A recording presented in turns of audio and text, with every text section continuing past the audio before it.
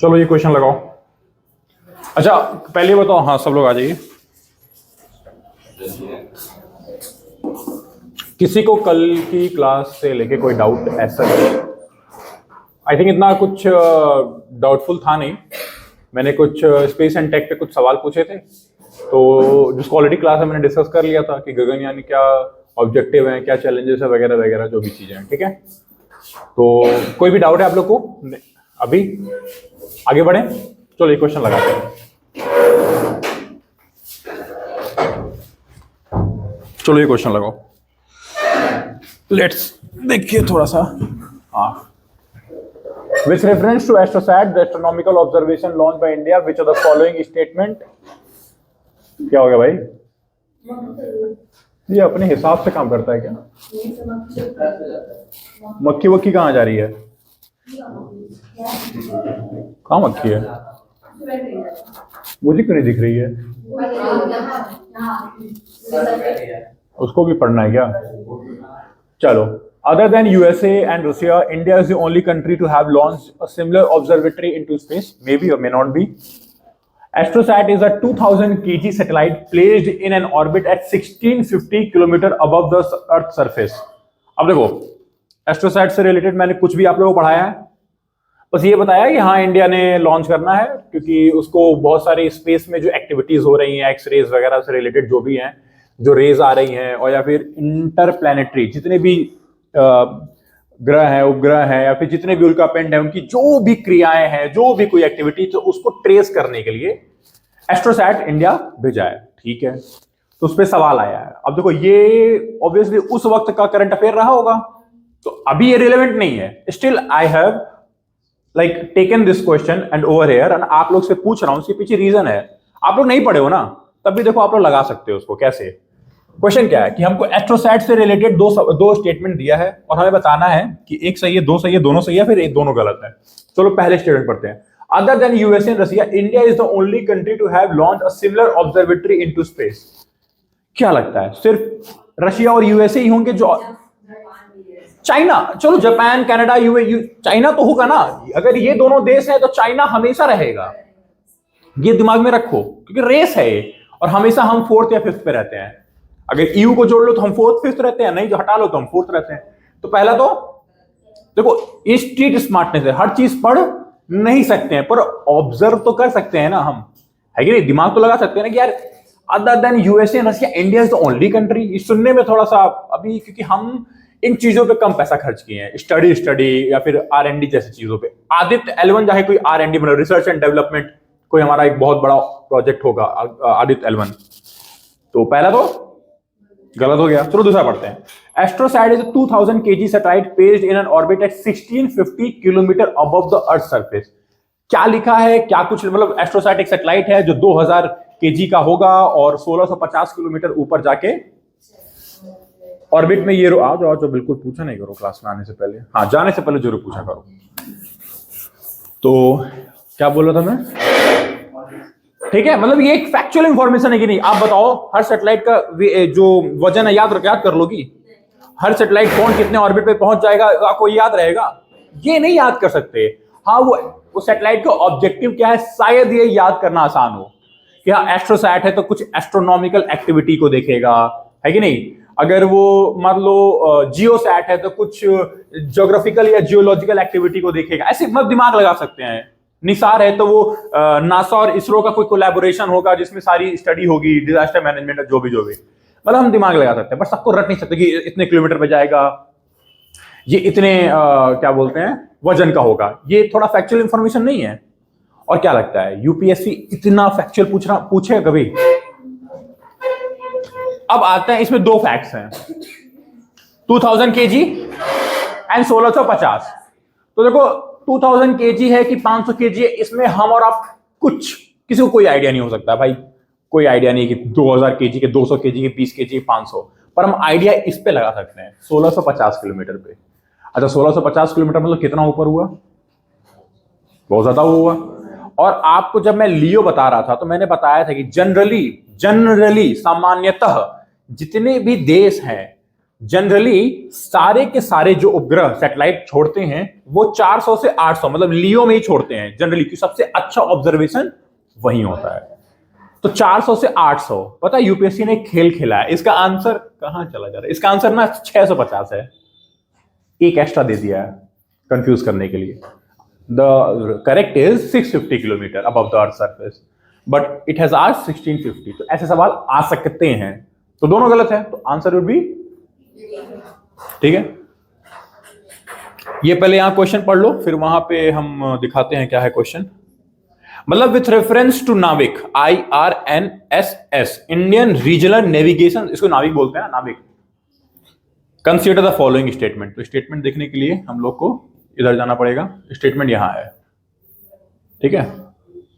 तो एक स्टेटमेंट है कि जो नाविक है उसके पास 3 सैटेलाइट जियो स्टेशनरी में है और 4 सैटेलाइट जियो सिंक्रोनस में है।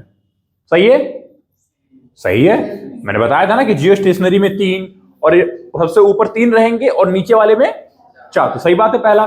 तो पहला अगर सही हो गया तो 2 और 3 तो गया, तो आंसर हमारा 1 और A और B में है। चलो, तो हमें तीसरा तो पढ़ना ही नहीं है। India will have its own satellite navigation system with full global. तो पहले तो ग्लोबल वर्ड पे ही आपको दिमाग आपका ठनक जाना चाहिए कि हमारा ये नाम में ही रीजनल है, नाम में जब क्षेत्रीय है तो वैश्विक कहां से आ जाएगा, ग्लोबल मतलब समझ रहे हो ना, ठीक है। तो तीसरा तो गलत ही हो गया। अब दूसरा पे ही हमको डिपेंड करता है कि ये सही कि ये सही। दूसरा पढ़ लेते हैं, आप बताओ सही है कि गलत है, आप लोग बताओ। इन IRNSS covers entire India and about 5500 square kilometre beyond its border. सही है, सही है। कितने लोग बोल रहे हैं सही है? 2-4 लोग सही बोल रहे हैं। और गलत कितने लोग बोल रहे हैं? गलत ही है। आप लोग सही क्यों बोल रहे हो?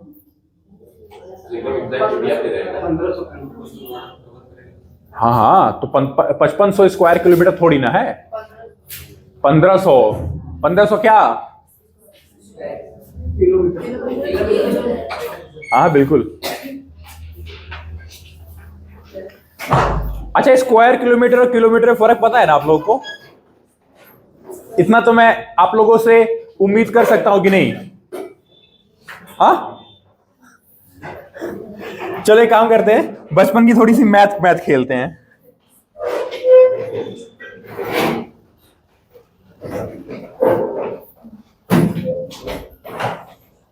थोड़ा बताना तो, स्क्वायर किलोमीटर और किलोमीटर में फर्क क्या होता है? एक है स्क्वायर किलोमीटर, ठीक, और एक है किलोमीटर। दोनों में क्या फर्क है? Square kilometre area. चलो, ये है आपका क्षेत्रफल, हाँ यही बोल रहे हो? हाँ मतलब एरिया,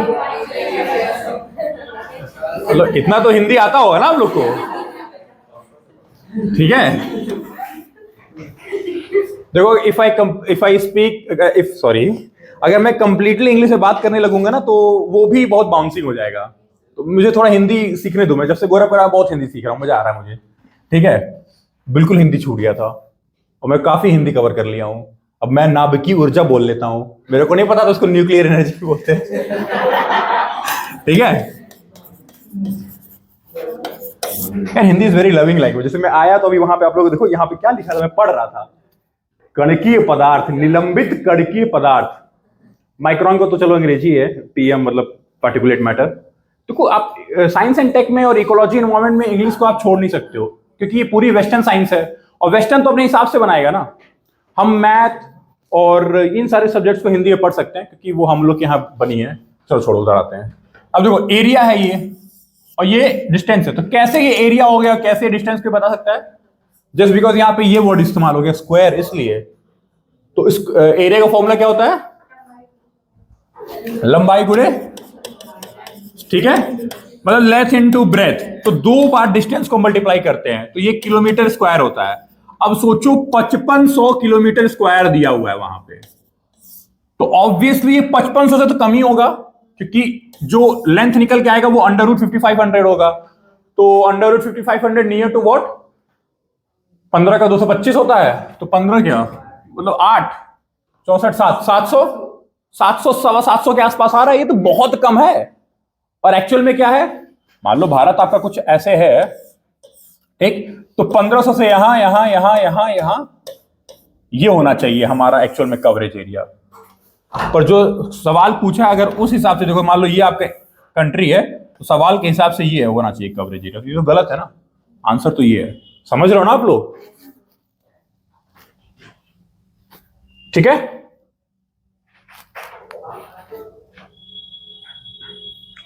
तो दूसरा भी आंसर क्या है? Very good.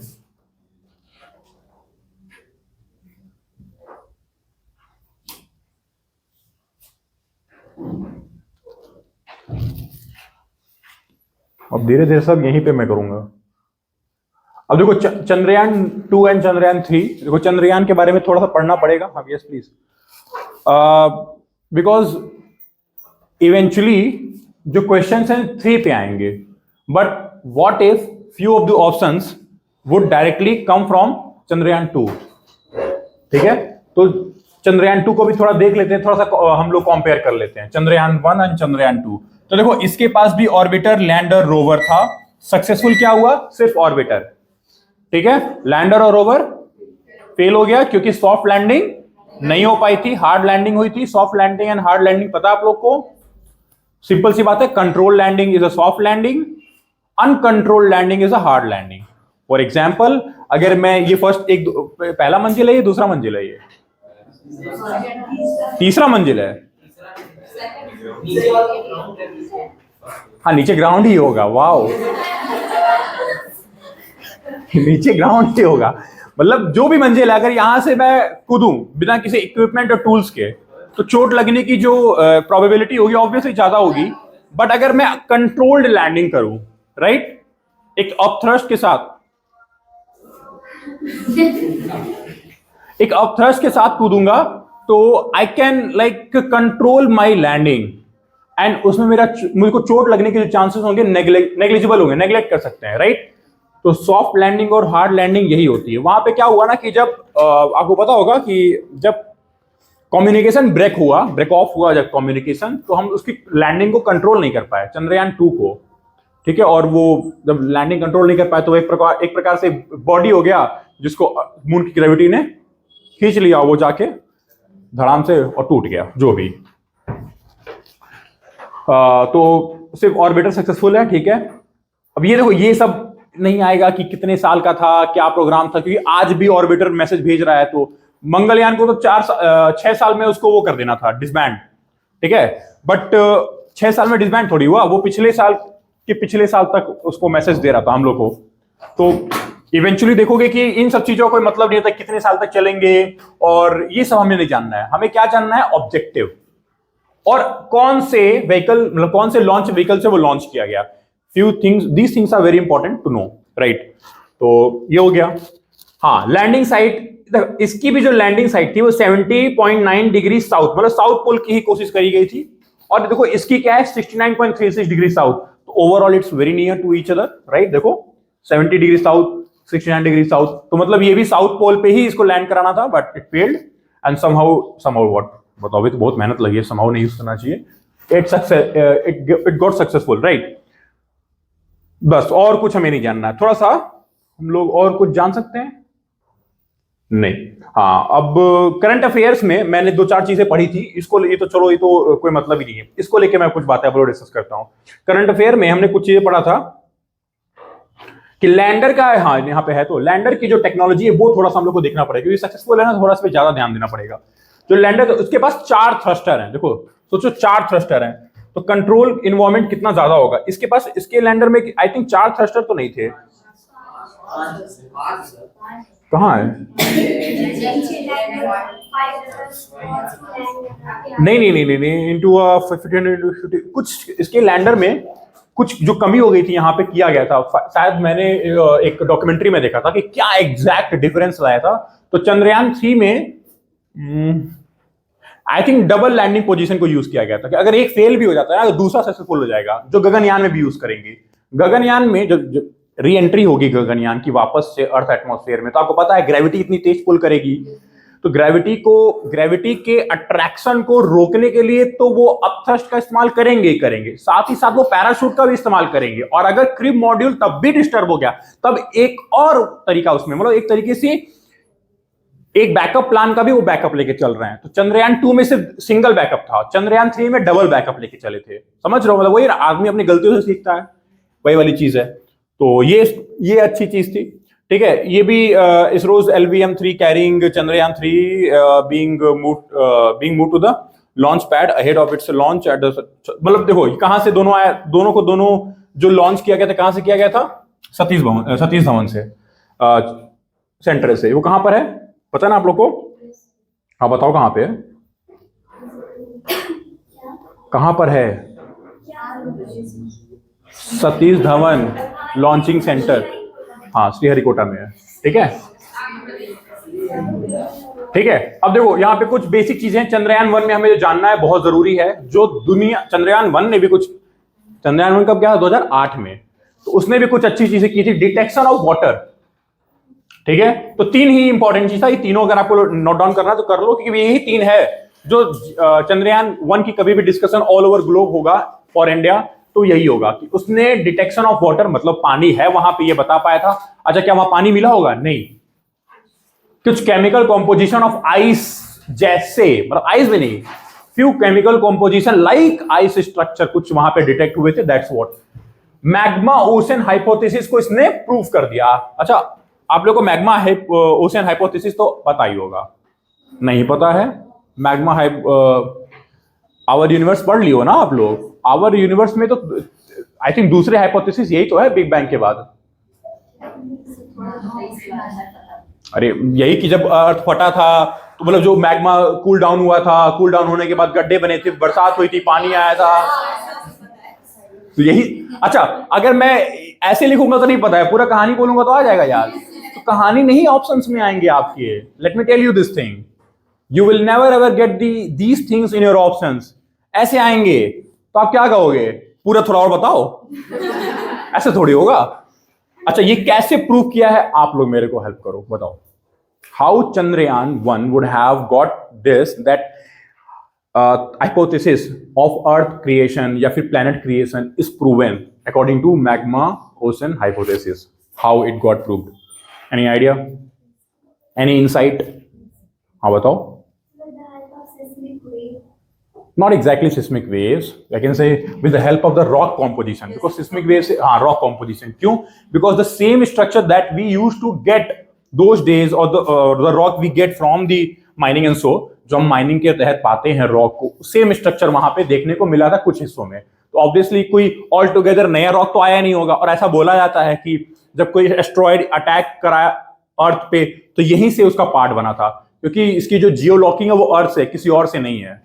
तो ये भी एक हाइपोथेसिस ही है। पूरी देखो पूरी प्रूविंग आज तक नहीं हो पाई है स्पेस को लेके। आज तक स्पेस को लेके 100% प्रूविंग किसी ने नहीं किया है। अगर कोई ये बोले कि सन की एनर्जी न्यूक्लियर फ्यूजन और फ्यूजन से, तो ये भी पूरी तरीके से सही नहीं है। 99.9999% सही है, पर 1%, 0.0001% जो बच रहा है ना, उसमें कोई और एनर्जी भी काम कर रही है। ठीक है, अब देखो vital force theory and so बहुत सारी थ्योरीज एंड हाइपोथेसिस है। वाइटल फोर्स थ्योरी पता है आप लोग को? दैवीय शक्ति थ्योरी इसको बोलते हैं हिंदी में। ठीक है, तो देखो ये सब चीजें चलती हैं क्योंकि कुछ चीजें थोड़ा स्कोप लेके चलता है साइंस। ठीक है, हाँ ये क्या है? Spinal rich rock and x ray signal. हाँ देखो ये जो कॉस्मिक वेव की जो ये भी यहाँ पे उसने प्रूव किया कि बहुत सारे रॉक्स ऐसे हैं जिसमें रेडियो एक्टिविटी देखी गई है, और ये जो अर्थ में पाया जाता है कुछ मटेरियल्स उससे मिलती जुलती, नॉट एग्जैक्टली सेम, क्योंकि देखो अर्थ से अलग हुए few hundred of million years हो गए हैं। ठीक है, तो बहुत सारे चेंजेस आए होंगे, अर्थ में आ रहे हैं चेंजेस। हम लोग क्लाइमेट चेंज करके अर्थ में इतने चेंजेस कर दे रहे हैं, वहां पता नहीं कितने चेंजेस आए होंगे। तो ये चीजों को भी चंद्रयान 1 ने डिटेक्ट किया था। ये 3 चीजें हैं, ठीक है, और ये दोनों आपकी प्रॉपर क्या बोल सकता हूं मैं, जियोमॉर्फोलॉजिकल प्रूविंग है। जियोमॉर्फोलॉजिकल मतलब स्ट्रक्चरल प्रूविंग, और ये तो आपको पता ही है। चलो फिर ये क्वेश्चन मैंने आपको कल दिया था कि प्राइवेट सेक्टर पार्टिसिपेशन स्पेस में क्या होगा, तो आप लोगों ने अटेम्प्ट किया है क्वेश्चन। वेरी गुड, जो अटेम्प्ट करेगा वो दिखाएगा ही। फिर मैं थोड़ा सा डिस्कस कर लेता हूं। More funds to space, obviously है कि नहीं, स्पेस में कुछ फंड्स आएंगे। ह्यूमन रिसोर्स डेवलपमेंट होगा, HRD, ठीक है।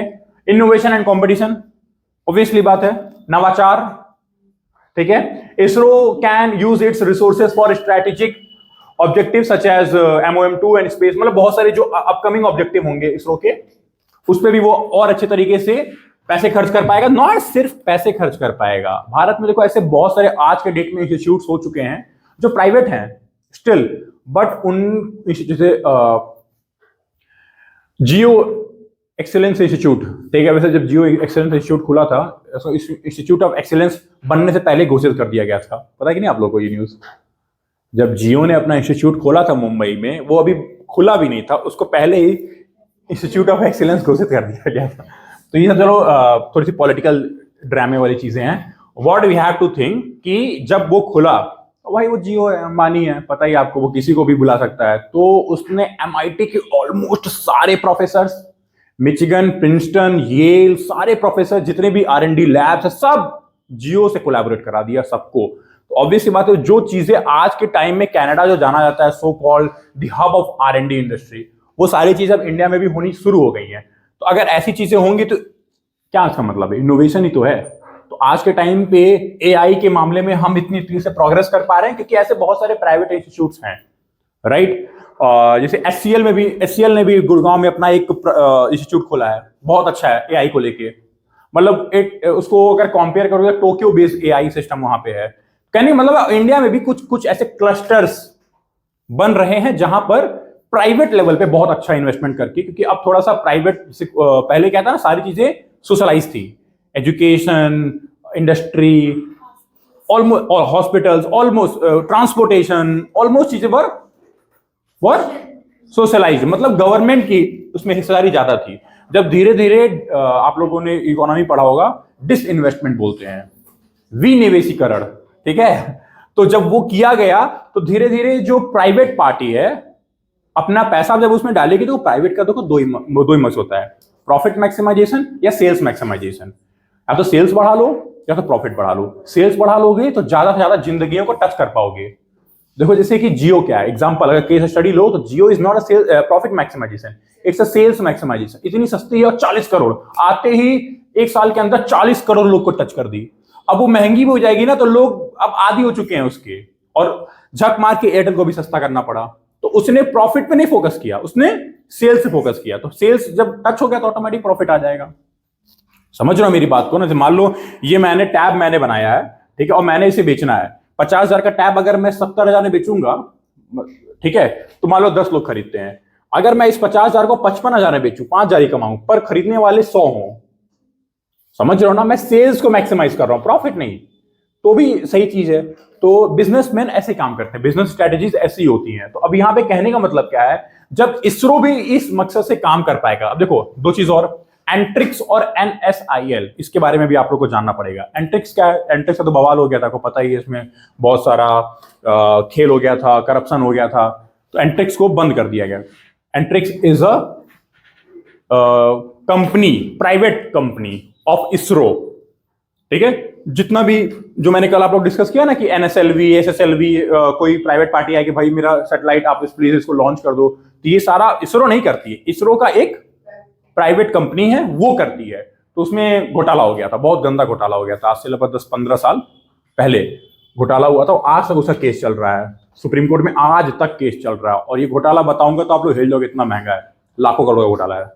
तो जब ये गवर्नमेंट आई तो वो जान रही घोटाले को, तो अब चूंकि सुप्रीम कोर्ट में केस है, तो वो फिर क्या हो रहा था कि इसरो अब लॉन्च भी नहीं कर पा रही थी। तो हमारे देश में क्या होता है ना कि जब कोई चीज खराब होती है तो उसको हम ठीक करने के बाद सोचते हैं छोड़ो उसको चलने तो, वैसे खराब है, हम नया खोल लेते हैं। तो एक नई कंपनी खोल दी, NSIL, national space institute limited, मतलब कुछ ऐसे स्पेस सेक्टर इंस्टीट्यूट लिमिटेड करके एक नई कंपनी खोली गई। अब वो सारा दिख रही है, सेम सारा काम है, बस नया नाम है। और एंट्रिक्स में केस चल रहा है अभी, ठीक है? मतलब आपको मैं एंट्रिक्स का, मैं एक दिन केस स्टडी देख रहा था यूट्यूब पे, उसमें ऐसा किया, मतलब कुछ लोग जो इसरो में साइंटिस्ट थे और कुछ बिजनेसमैन ने अप्रोच किया, 2000 आई थिंक 9 या 10 की बात है, पता नहीं हम लोग कहाँ रहे होंगे। कुछ लोगों ने 9 या 10 या 11, मतलब ठीक है, पुरानी बात है, बहुत पुरानी बात है। कुछ लोगों ने अप्रोच किया कि आप जो इसरो की उस वक्त की एज टेक्नोलॉजी, एज मतलब अपकमिंग टेक्नोलॉजी, एच बोलते हैं अपकमिंग, उसको आप लाओ और प्राइवेट सेक्टर में इंड्यूस करो और फिर हम लोग इसको बेचेंगे। तो साइंटिस्ट लोग इतना नहीं सोच पाते हैं, पर साइंटिस्ट कितना कमाता होगा साल भर में? 1 करोड़, 2 करोड़, 5 करोड़। अचानक से उसको 500 करोड़ कमाने का मौका मिले तो पागल ही हो जाएगा। तो ऐसा ही हुआ। तो 4 के 4 डायरेक्टर जो इसरो के थे रिजाइन किए, चले गए, और उन्होंने सारा वहां पे एक नॉर्मल सा businessman, some name like Ashok something like that, मेरे को ये एग्जैक्ट नाम नहीं याद आ रहा है क्योंकि देखो हमको इस समय पॉलिटी में नहीं जाना है, बता रहा हूँ कैसे चीजें घोटाला लोग किए। एक कंपनी बनाई बैंगलोर में, उसका टाई अप किया, यूरोप की एक बहुत बड़ी कंपनी थी, वो प्राइवेट सेक्टर की कंपनी थी, ईयू की, मतलब यूरोपियन यूनियन से उसका टाई अप था, और उसका टाई अप किया उन लोगों ने उससे इवेंचुअली बहुत सारा कुछ कुछ कुछ कुछ घोटाला किया। मतलब क्या किया कि सबसे प्रोमिस कर दिए कि हम आपके सैटेलाइट्स, तब तो 2010 की बात कर रहा हूं, तब तो सैटेलाइट छोड़ने के लिए पूरे दुनिया में सिर्फ नासा था और कोई था ही नहीं, क्योंकि चाइना में ना किसी का करता नहीं था, रशिया भी कर देता था पर बहुत ज्यादा नहीं, वो जनरली सोशलिस्ट कंट्री है ना, तो वो सिर्फ सरकारी सैटेलाइट छोड़ा था। तब भारत उस वक्त ये सब सोच पा रहा था, तो बहुत सारे जो छोटे छोटे देश थे तो पैसे दे रहे थे, ऐसे कई कई हजार करोड़ आए पर कभी प्रॉमिस डिलीवर नहीं किया। तो कुछ प्राइवेट पार्टी जो ऑलरेडी पैसा दे रखी थी, जिसको अब ताकि 6 महीने बाद मेरी सैटेलाइट वहां होनी चाहिए, नहीं पहुंची, वो केस कर दी इंडिया के में, वहां के हाई कोर्ट में, मतलब कर्नाटक के हाई कोर्ट में केस कर दी। तो जब केस की तब जाके मुद्दा खुला और पता चला तब तक 90,000 करोड़ से ज्यादा का जो घोटाला हो चुका है, मतलब सबसे प्रॉमिस कर चुके हैं, और किसके नाम पे? गवर्नमेंट ऑफ इंडिया के नाम पे। इसरो का नाम खराब किया गया, क्योंकि सारी की सारी जो टेक्नोलॉजी इसरो की तो थी। सोचो प्रॉमिस क्या कर रहे हैं, मतलब आपका कुछ नहीं है, आप जस्ट बिकॉज बगल वाले घर में कोई देख रेख नहीं कर रहा है तो बगल वाले घर का सामान उठा के आप बेचना चाह रहे हो, बेच भी नहीं पा रहे हो, फोटो खींच के आप अगले को दिखा रहे हो कि हम यही देंगे तुमको, यही देंगे, और दे भी नहीं रहे हो। तो अब अगला को पेमेंट कर दिया, वो आएगा नहीं, भाई अब तक दिए नहीं, तो 4 महीने बाद आएगा नहीं आपके पास, तो पता चला अरे तो इसका है ही नहीं, उसने केस किया, तब जाके घोटाला सामने आया। और इस वजह से इसरो की बहुत बेइज्जती हुई थी, बहुत ज्यादा, उन लोगों को सस्पेंड कर दिया गया, जो भी जेल वेल हुए। अशोक नाम का जो बंदा था वो बाहर भाग गया। अब आपको पता ही भारत में बाहर भागना कितना आसान होता है ठीक है, और यूके में है मस्त, यूके में तो भागना बहुत आसान होता है, जाओ मस्त अपना, और वहां पे आपको शायद $1 मिलियन का बस इन्वेस्टमेंट करना है, तो आपकी वहां पे तो नागरिकता मिल जाएगी और कोई आपको छू नहीं सकता है।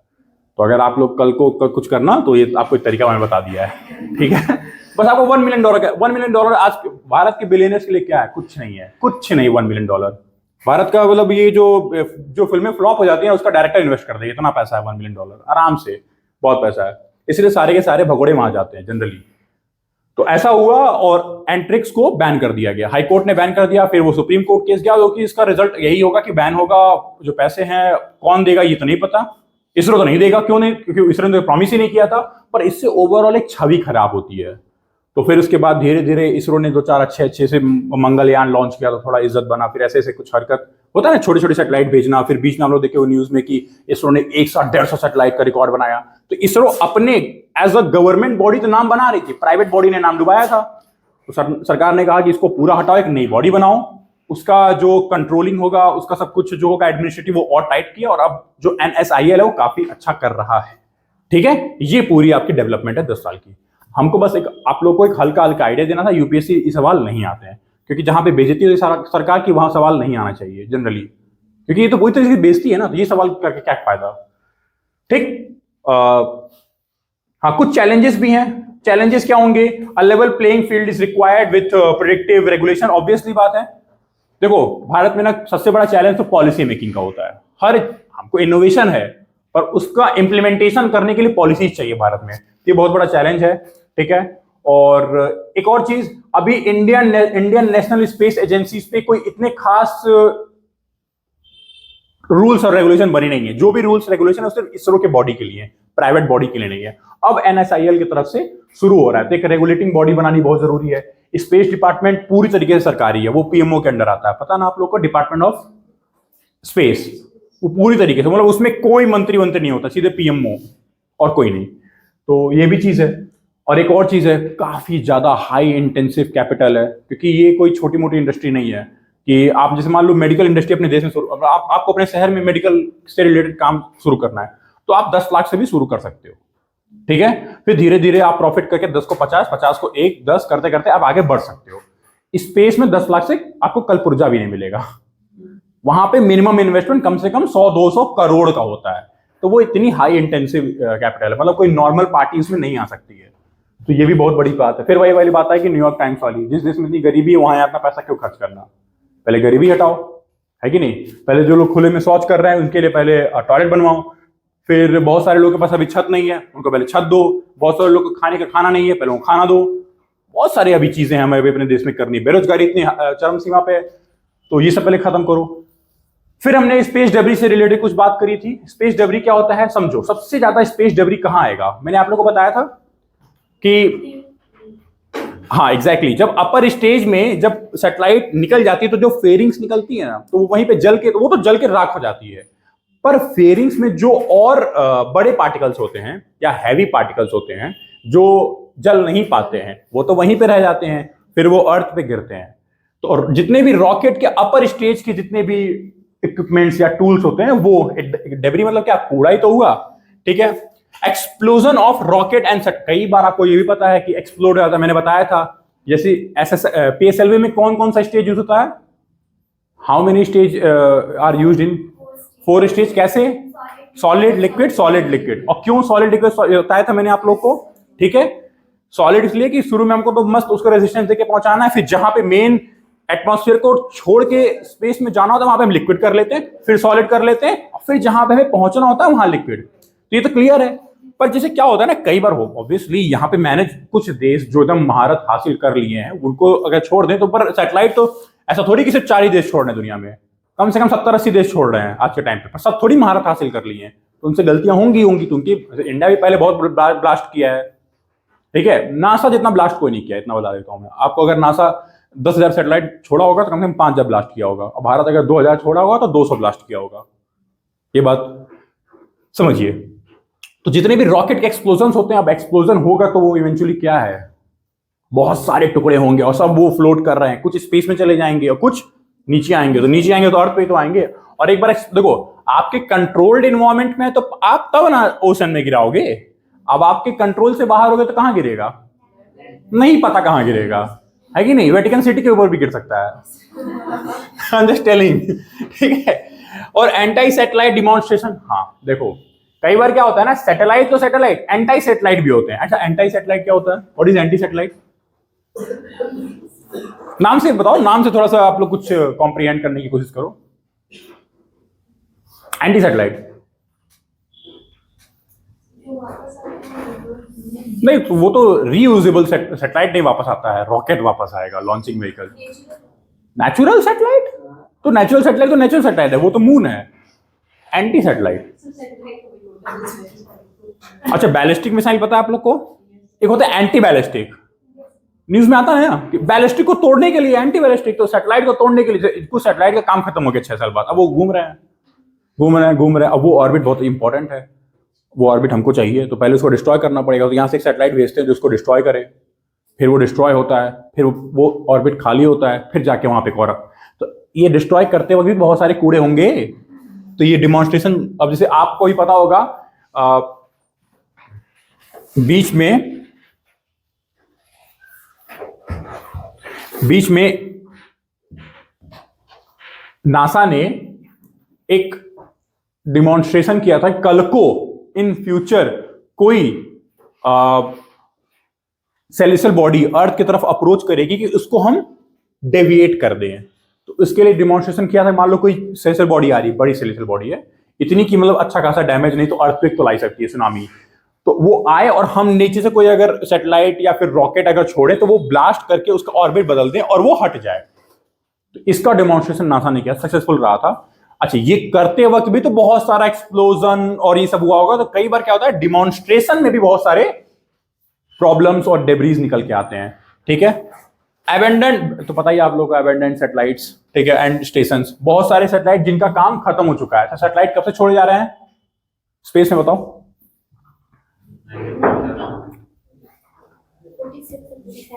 70 साल से ऊपर हो गया basically, 7 decades, more than 6 to 7 decades. और एक सैटेलाइट की जो जनरली आयु होती है वो 6 से 10 साल होती है, ठीक है। जो ऑब्जर्वेटरी सैटेलाइट्स होती है वो 10 से 15, पर 15 से 20 साल से ऊपर ही कोई सैटेलाइट नहीं होती है, मैसेज देती रहती है, पर उसका कोई रिजल्टेंट जो होता है, परिणाम, वो इतना मतलब बेनिफैक्टर नहीं होता है किसी के लिए। पर इवेंचुअली तो अबेंडन हो गया ना, वो खराब ही हो गया, पर वो रिवॉल्व तो कर ही रहा है अर्थ के, आपको पता ही है, वो सेंट्रीपेटल फोर्स वो तो छोड़ेगा नहीं। तो ऐसे बहुत सारे सैटेलाइट हमने स्पेस में जाके कूड़ा मचा रखा है। अच्छा, आप लोगों को छोड़ो, नहीं दिखाना, अभी दिखाएंगे उसमें बहुत समय जाएगा, नहीं तो आपको को दिखाता है। एक बहुत ज्यादा एक फोटो वायरल होती है कभी कभी सोशल मीडिया पे, वो कभी कभी ऊपर से जो इंटरनेशनल स्पेस स्टेशन है वो कुछ फोटो भेजता, दिखाता है कि कितने ज्यादा सैटेलाइट के छोटे छोटे कलपुर्जे टूल्स ऐसे उड़ रहे होते हैं। वो इतने ज्यादा हो चुके हैं कि आज के टाइम पे आप समझ लो कि एक शहर बस सकता है स्पेस में, इतना ज्यादा, क्योंकि सब धीरे धीरे एक दूसरे से टच भी तो हो गए हैं, मतलब एक दूसरे से अट्रैक्ट हो गए हैं, तो वो एक शहर बराबर हो चुके हैं ऊपर स्पेस में। आप सोचो कितना खतरनाक है। जिस दिन वो कभी नीचे आए हो, मान लो यूरोप के साइड गिर गया, तो देश खाली हो जाएगा।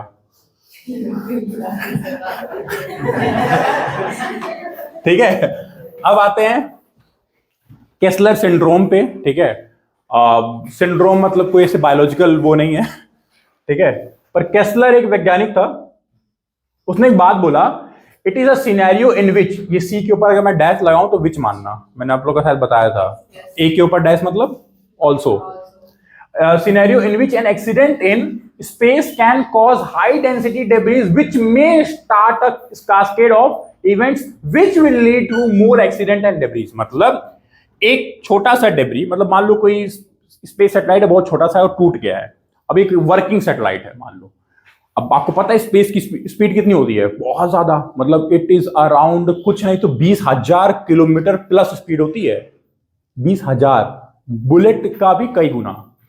तो अगर वो किसी वर्किंग सैटेलाइट से ऐसे निकलेगी तो वो ऑब्वियसली उसको वो क्या करेगी, डैमेज, और गंदा डैमेज।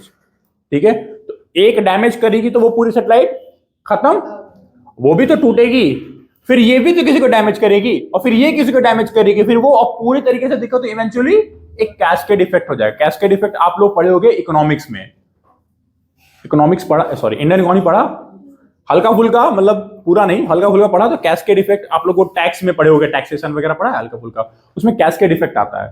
ठीक है, अरे कैस्केड इफेक्ट सिंपल सी बात है, देखो अगर आपके देश में इंप्लॉयमेंट घटा तो इंप्लॉयमेंट घटता है तो क्या होता है, जो परचेजिंग पावर होती है वो घटती है। हाँ, परचेजिंग पावर घटती है, अरे इंप्लॉयमेंट घटा तो इंसान गरीब हुआ ना, तो परचेजिंग पावर घटा, परचेजिंग पावर घटा तो उसका डिमांड क्या हुआ, घटा, डिमांड घटा तो क्या हुआ, मैन्युफैक्चरिंग घटी, मैन्युफैक्चरिंग घटी तो जो लोग काम कर रहे हैं उनको और निकालेंगे, और निकाले तो एम्प्लॉयमेंट और घटा, और ये पूरा क्या हो गया, एक विक्सियस सर्कल बन गया। तो कैस्केड इफेक्ट ही तो है, एक दूसरा दूसरा तीसरा तीसरा घूमता रहेगा। तो इसमें आना पड़ता है सरकार को, ढेर सारा इंफ्रास्ट्रक्चर इन्वेस्टमेंट करना पड़ता है, सो वहां नहीं जाएंगे, यहाँ आओ। ठीक है, केस्लर सिंड्रोम डाल लो, बहुत इंपॉर्टेंट है, ये ऐसा वर्ड है, आई डोंट थिंक कि किसी नोट से मुझे मिला था, मैंने मतलब कहीं से मैंने इसको निकाला था, मुझे याद नहीं आ रहा एग्जैक्टली कहां से, पर मुझे ऐसा लगता है कि ये काफी अच्छा है, may be it can be asked in the future. ठीक है, फिर मैंने आप लोगों को कल एक क्वेश्चन दिया था कि what steps can be taken, what steps can be taken to solve the debris problem. जो कूड़ा है स्पेस में, धरती का कूड़ा तो हम लोग कर ही रहे हैं मैनेजमेंट, स्पेस में तो कूड़ा है, तो क्या कर सकते हैं, space agencies keep speed of large, मतलब जो कीप ट्रैक, यहाँ पे ट्रैक वर्ड छूट गया, track, keep tracking the speed of large debris. Example project नेत्र, ये किसका है, भारत का है, नाम से समझ में आ गया होगा नेत्र। ठीक है, ये रशियन नाम तो है नहीं, चौत्रसो, ठीक है, तो ये प्रोजेक्ट नेत्र। कोड ऑफ कंडक्ट फॉर इस, देखो मतलब सिंपल सी बात है, बहुत सारी स्पेस एजेंसीज हैं, सबको कोड ऑफ कंडक्ट मानना पड़ेगा कि अगर कल को कोई भी अनवांटेड एक्सीडेंट होता है तो सब लोग क्यूमुलेटिव जुड़ के इसको सॉल्व करेंगे। रादर, हाँ तुम्हारा मतलब तुम समझो, अपना काम करेंगे, चाइना जैसा, मतलब मैं क्यों चाइना पे उंगली उठा रहा हूं, क्योंकि चाइना अपना जो तियांगोंग स्टेशन बना रहा है, उसको बनाते वक्त उसने कम से कम मान लो 100 सैटेलाइट छोड़े हैं, तो कम से कम 100 में से ना 80 उसके वेस्ट हुए हैं, उसको फर्क ही नहीं पड़ता है, तब भी वो छोड़े जा रहा है। ये नहीं कि थोड़ा सा अमेरिका का हेल्प ले लें, रशिया का हेल्प ले लें, जो लोग ऑलरेडी स्पेस स्टेशन बना रहे, नहीं ले रहा है हेल्प। क्यों? क्योंकि जब तुम लोग ग्रुप बनाए थे तो वही बात है, उसको गुस्सा आ गया, तुम लोग ग्रुप बनाए थे, हमको क्यों नहीं पूछे थे, हम अपना काम करेंगे। It's a very childish attitude, but कई बार it's arrogant and egoistic attitude, and ये सबको डैमेज करेगा। स्पेस किसी का है नहीं, सबका है, किसी एक का तो नहीं है ना स्पेस। तो इस वजह से तो मतलब एक तरीके से कोड ऑफ कंडक्ट होना चाहिए, कोऑपरेशन होना चाहिए, सहभागिता होनी चाहिए, सब लोग एक दूसरे से। ठीक है, सुनने में सब अच्छा लगता है ये सब words, code of conduct, cooperation, कौन मानता है? चला ऐसा वाला सीन है इंटरनेशनल रिलेशंस में, अपन के पास पैसे अपना हम छोड़ेंगे, तुम और समझ बूझो, आई डोंट नो, है कि नहीं। अब जैसे कल आपको एक न्यूज, कल या परसों एक न्यूज देखने को मिली होगी कि बहुत दुखद घटना है, चाइना में अर्थक्वेक आया है, बहुत खतरनाक अर्थक्वेक आया है, देखा कि नहीं, न्यूज फॉलो किया है, नहीं देखा? यार इतने मतलब भी नहीं बनना चाहिए कि इंडिया में तभी देखेंगे, चाइना में उतने देखेंगे, ऐसा नहीं होना चाहिए, आप लोग देखना चाहिए। तो मतलब बहुत खतरनाक आया, 100-150 लोग से ज्यादा लोग मर गए हैं। ठीक है, तो हमारे देश के जर्नलिज्म को पता नहीं कौन सा कीड़ा लग गया, अलग ही सवाल पूछते हैं। न्यूज का मतलब न्यूज होना चाहिए ना, वो धारावाहिक बन चुके हैं। तो वो मतलब एक संवाददाता, मेरे मम्मी पापा लोग देख रहे थे, तो मैं बस क्रॉस कर रहा था लॉबी से, तो मेरे दिमाग में उसको पूछ रहा क्या भारत अपनी आर्मी को भेजेगा? जनरली देखा करो, जहां भी अर्थक्वेक आता है भारत अपनी आर्मी को भेजता है ना, या फिर रेस्क्यू फोर्स जो होते हैं उनको भेजता है ना। अरे तो किसको भेजता है भाई? वो मोरक्को को भेजता है, वो सीरिया जैसे देशों को भेजता है, वो चाइना को थोड़ी भेजेगा। China is very much capable to doing. इसमें क्वेश्चन उठाने वाली बात है। अब तुम क्वेश्चन उठा रहे हो, क्या मतलब है? भारत के उन लोगों के अंदर तुम डाल रहे हो ना डाउट कि भारत अपनी आर्मी नहीं भेज रहा है, इसका मतलब भारत नाराज होगा, फिर सच में वो देश हमारा दुश्मन है। ऐसा कुछ नहीं है। वो बहुत कैपेबल है। अगर उसके पास एक मतलब ऐसा ना हो, एक साथ 10 अर्थक्वेक भी आ जाएंगे ना, तो वो 50 तो मैनेज कर सकता है, बल्कि किसी दूसरे देश में उसको भी मैनेज कर सकता है। बहुत कैपेबल देश है।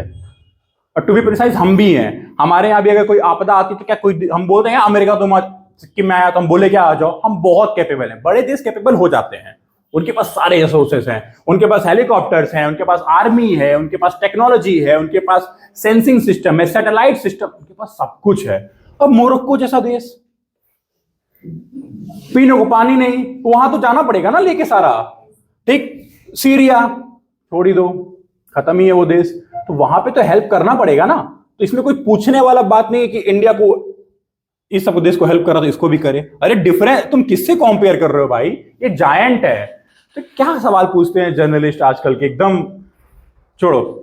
डेडिकेटेड मिशन टू कैप्चर, हाँ एक और चीज हम लोग कर सकते हैं कि जो स्पेस डेब्रीज है वहां पे एक हम ऐसा डेडिकेटेड मिशन भेजें जो जाके स्पेस डेब्रीज को कैप्चर करे। ठीक, और ऑल टुगेदर। तो मैंने कल नहीं, आप लोगों से नहीं, कल मेरे सामने एक प्रोजेक्ट आया था, मेरे जूनियर का एक प्रोजेक्ट है, वो अपने कंपनी में एसेंचर में, तो उसमें एसेंचर में अभी कुछ कंपटीशन चल रहा है, तो उसको एक प्रोजेक्ट देना था। तो उसने मेरे को भेजा, बोला भाई आप देख लो ना, फिर अगर डन रहेगा तो आगे हम इसको भेजेंगे, कंपनी मेरे को स्पॉन्सर करेगी, 15-20 लाख रुपए देगी। हम कहा ठीक है चलो देख लेते हैं। तो सारा उसने इको फ्रेंडली प्रोजेक्ट बनाया था, काफी अच्छा उसका प्रोजेक्ट था कि कैसे हम रीयूज, रेड्यूस और रिसाइकिल पे, मतलब है तो बहुत कॉमन चीज, रीयूज, रेड्यूस, रिसाइकिल सबको पता है, पर उसने बड़ा इनोवेटिव तरीके से समझाया था। और सब कुछ करने के बाद एंड में इसमें लिखा था ज्वाइन द वेस्ट रिवॉल्यूशन। मैंने कहा ज्वाइन द वेस्ट रिवॉल्यूशन मतलब आओ मिलके गंदगी करें? ये कैसा, मतलब अजीब। आप एक टाइम पे देखोगे ज्वाइन द वेस्ट रिवॉल्यूशन। अच्छा, रिवॉल्यूशन बहुत पॉजिटिव होता है जनरली, जैसे मैंने बोला ग्रीन रिवॉल्यूशन, इसका मतलब हमें ग्रीन जैसा कुछ बढ़ाना होगा, मतलब खाना ऐसा कुछ। ठीक है, मैं बोलूं व्हाइट रिवॉल्यूशन मतलब मिल्क की प्रोडक्शन बढ़ानी है। मैं बोलूं ब्लू रिवॉल्यूशन मतलब कुछ वाटर से रिलेटेड, फिशरीज से रिलेटेड, एक्वाकल्चर से, इन सब चीजों से रिलेटेड बढ़ाना है। ब्राउन रिवॉल्यूशन मतलब येलो रिवॉल्यूशन मतलब आप लोगों को ये सब फर्टिलाइजर, आप लोगों को ये सब देखना पड़ेगा। येलो मतलब ऑयल सीड्स, ठीक है, ब्लैक क्रूड, ठीक है। ऐसे बहुत सारे रिवॉल्यूशन से उन्हें कलर याद रखो। अब उसने लिखा है वेस्ट रिवॉल्यूशन, तो सुनने में कैसा लग रहा है? वेस्ट को पढ़ाएं, मतलब उसका प्रोजेक्ट सारा अच्छा था, एंड में उसने लिखा वेस्ट रिवॉल्यूशन। तो वही मेरे को हंसी आ गई कि चलो एक साथ कूड़ा बनाते हैं, एक साथ गंदगी करते हैं। क्यों अलग अलग गंदगी कर रहे हो? सब लोग एक पास आए और एक साथ गंदगी कर रहे हैं।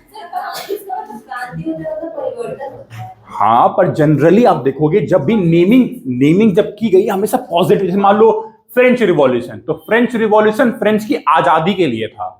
रशियन रिवॉल्यूशन एक नए आयाम के लिए था, सोशलिज्म के लिए था, राइट। और इंडिया में कोई रिवॉल्यूशन हुआ क्या ऐसा, बवालिया रिवॉल्यूशन? नहीं, वो सब तो ठीक है, कोई ऐसा बहुत बड़े लेवल पे। बाकी इक्वालिटी, लिबर्टी, फ्रेटर्निटी वाला जो रिवॉल्यूशन था तो फ्रांस से रिलेटेड। मतलब जब भी रिवॉल्यूशन वर्ड इस्तेमाल किया गया है तो चेंज ऑफ रिजीम इज, हाँ, तो इंडस्ट्रियल रिवॉल्यूशन का मतलब ही क्या है? इंडस्ट्रीज को बढ़ावा। तो अगर मैं बोलूं वेस्ट रिवॉल्यूशन, आप समझ रहे हो ना? तो ये बहुत ही मतलब अटैकिंग थोड़ा था, तो वो यहां से आ जाए मुझे dedicated mission to capture and destroy. तो अब आगे लिख दो वेस्ट रिवॉल्यूशन। वैसे आपका मतलब यही कि वेस्ट को कम करने का रिवॉल्यूशन, तो मैंने बोला उसको डी वेस्ट रिवॉल्यूशन लिख दो। जैसे डी वेस्ट जैसा कोई वर्ड नहीं होता है, पर आप कैनोटेशन तो दे सकते हो ना, तो डी वेस्ट तो सही किया। जो भी है देखते हैं, ठीक है, दैट्स ऑल। तो ये हम लोग, ये जो आपको मैंने आज का दिखाया, ये सारा वो था कि हमारा खत्म हो गया। तो let's go and start new. आज हम लोग क्या शुरू करने वाले, कल मैंने हम लोग क्या बताया, न्यूक्लियर टेक, ठीक है। एंड न्यूक्लियर टेक बहुत ही ज्यादा आसान है, बहुत ज्यादा आसान है। मुझको लगता है कि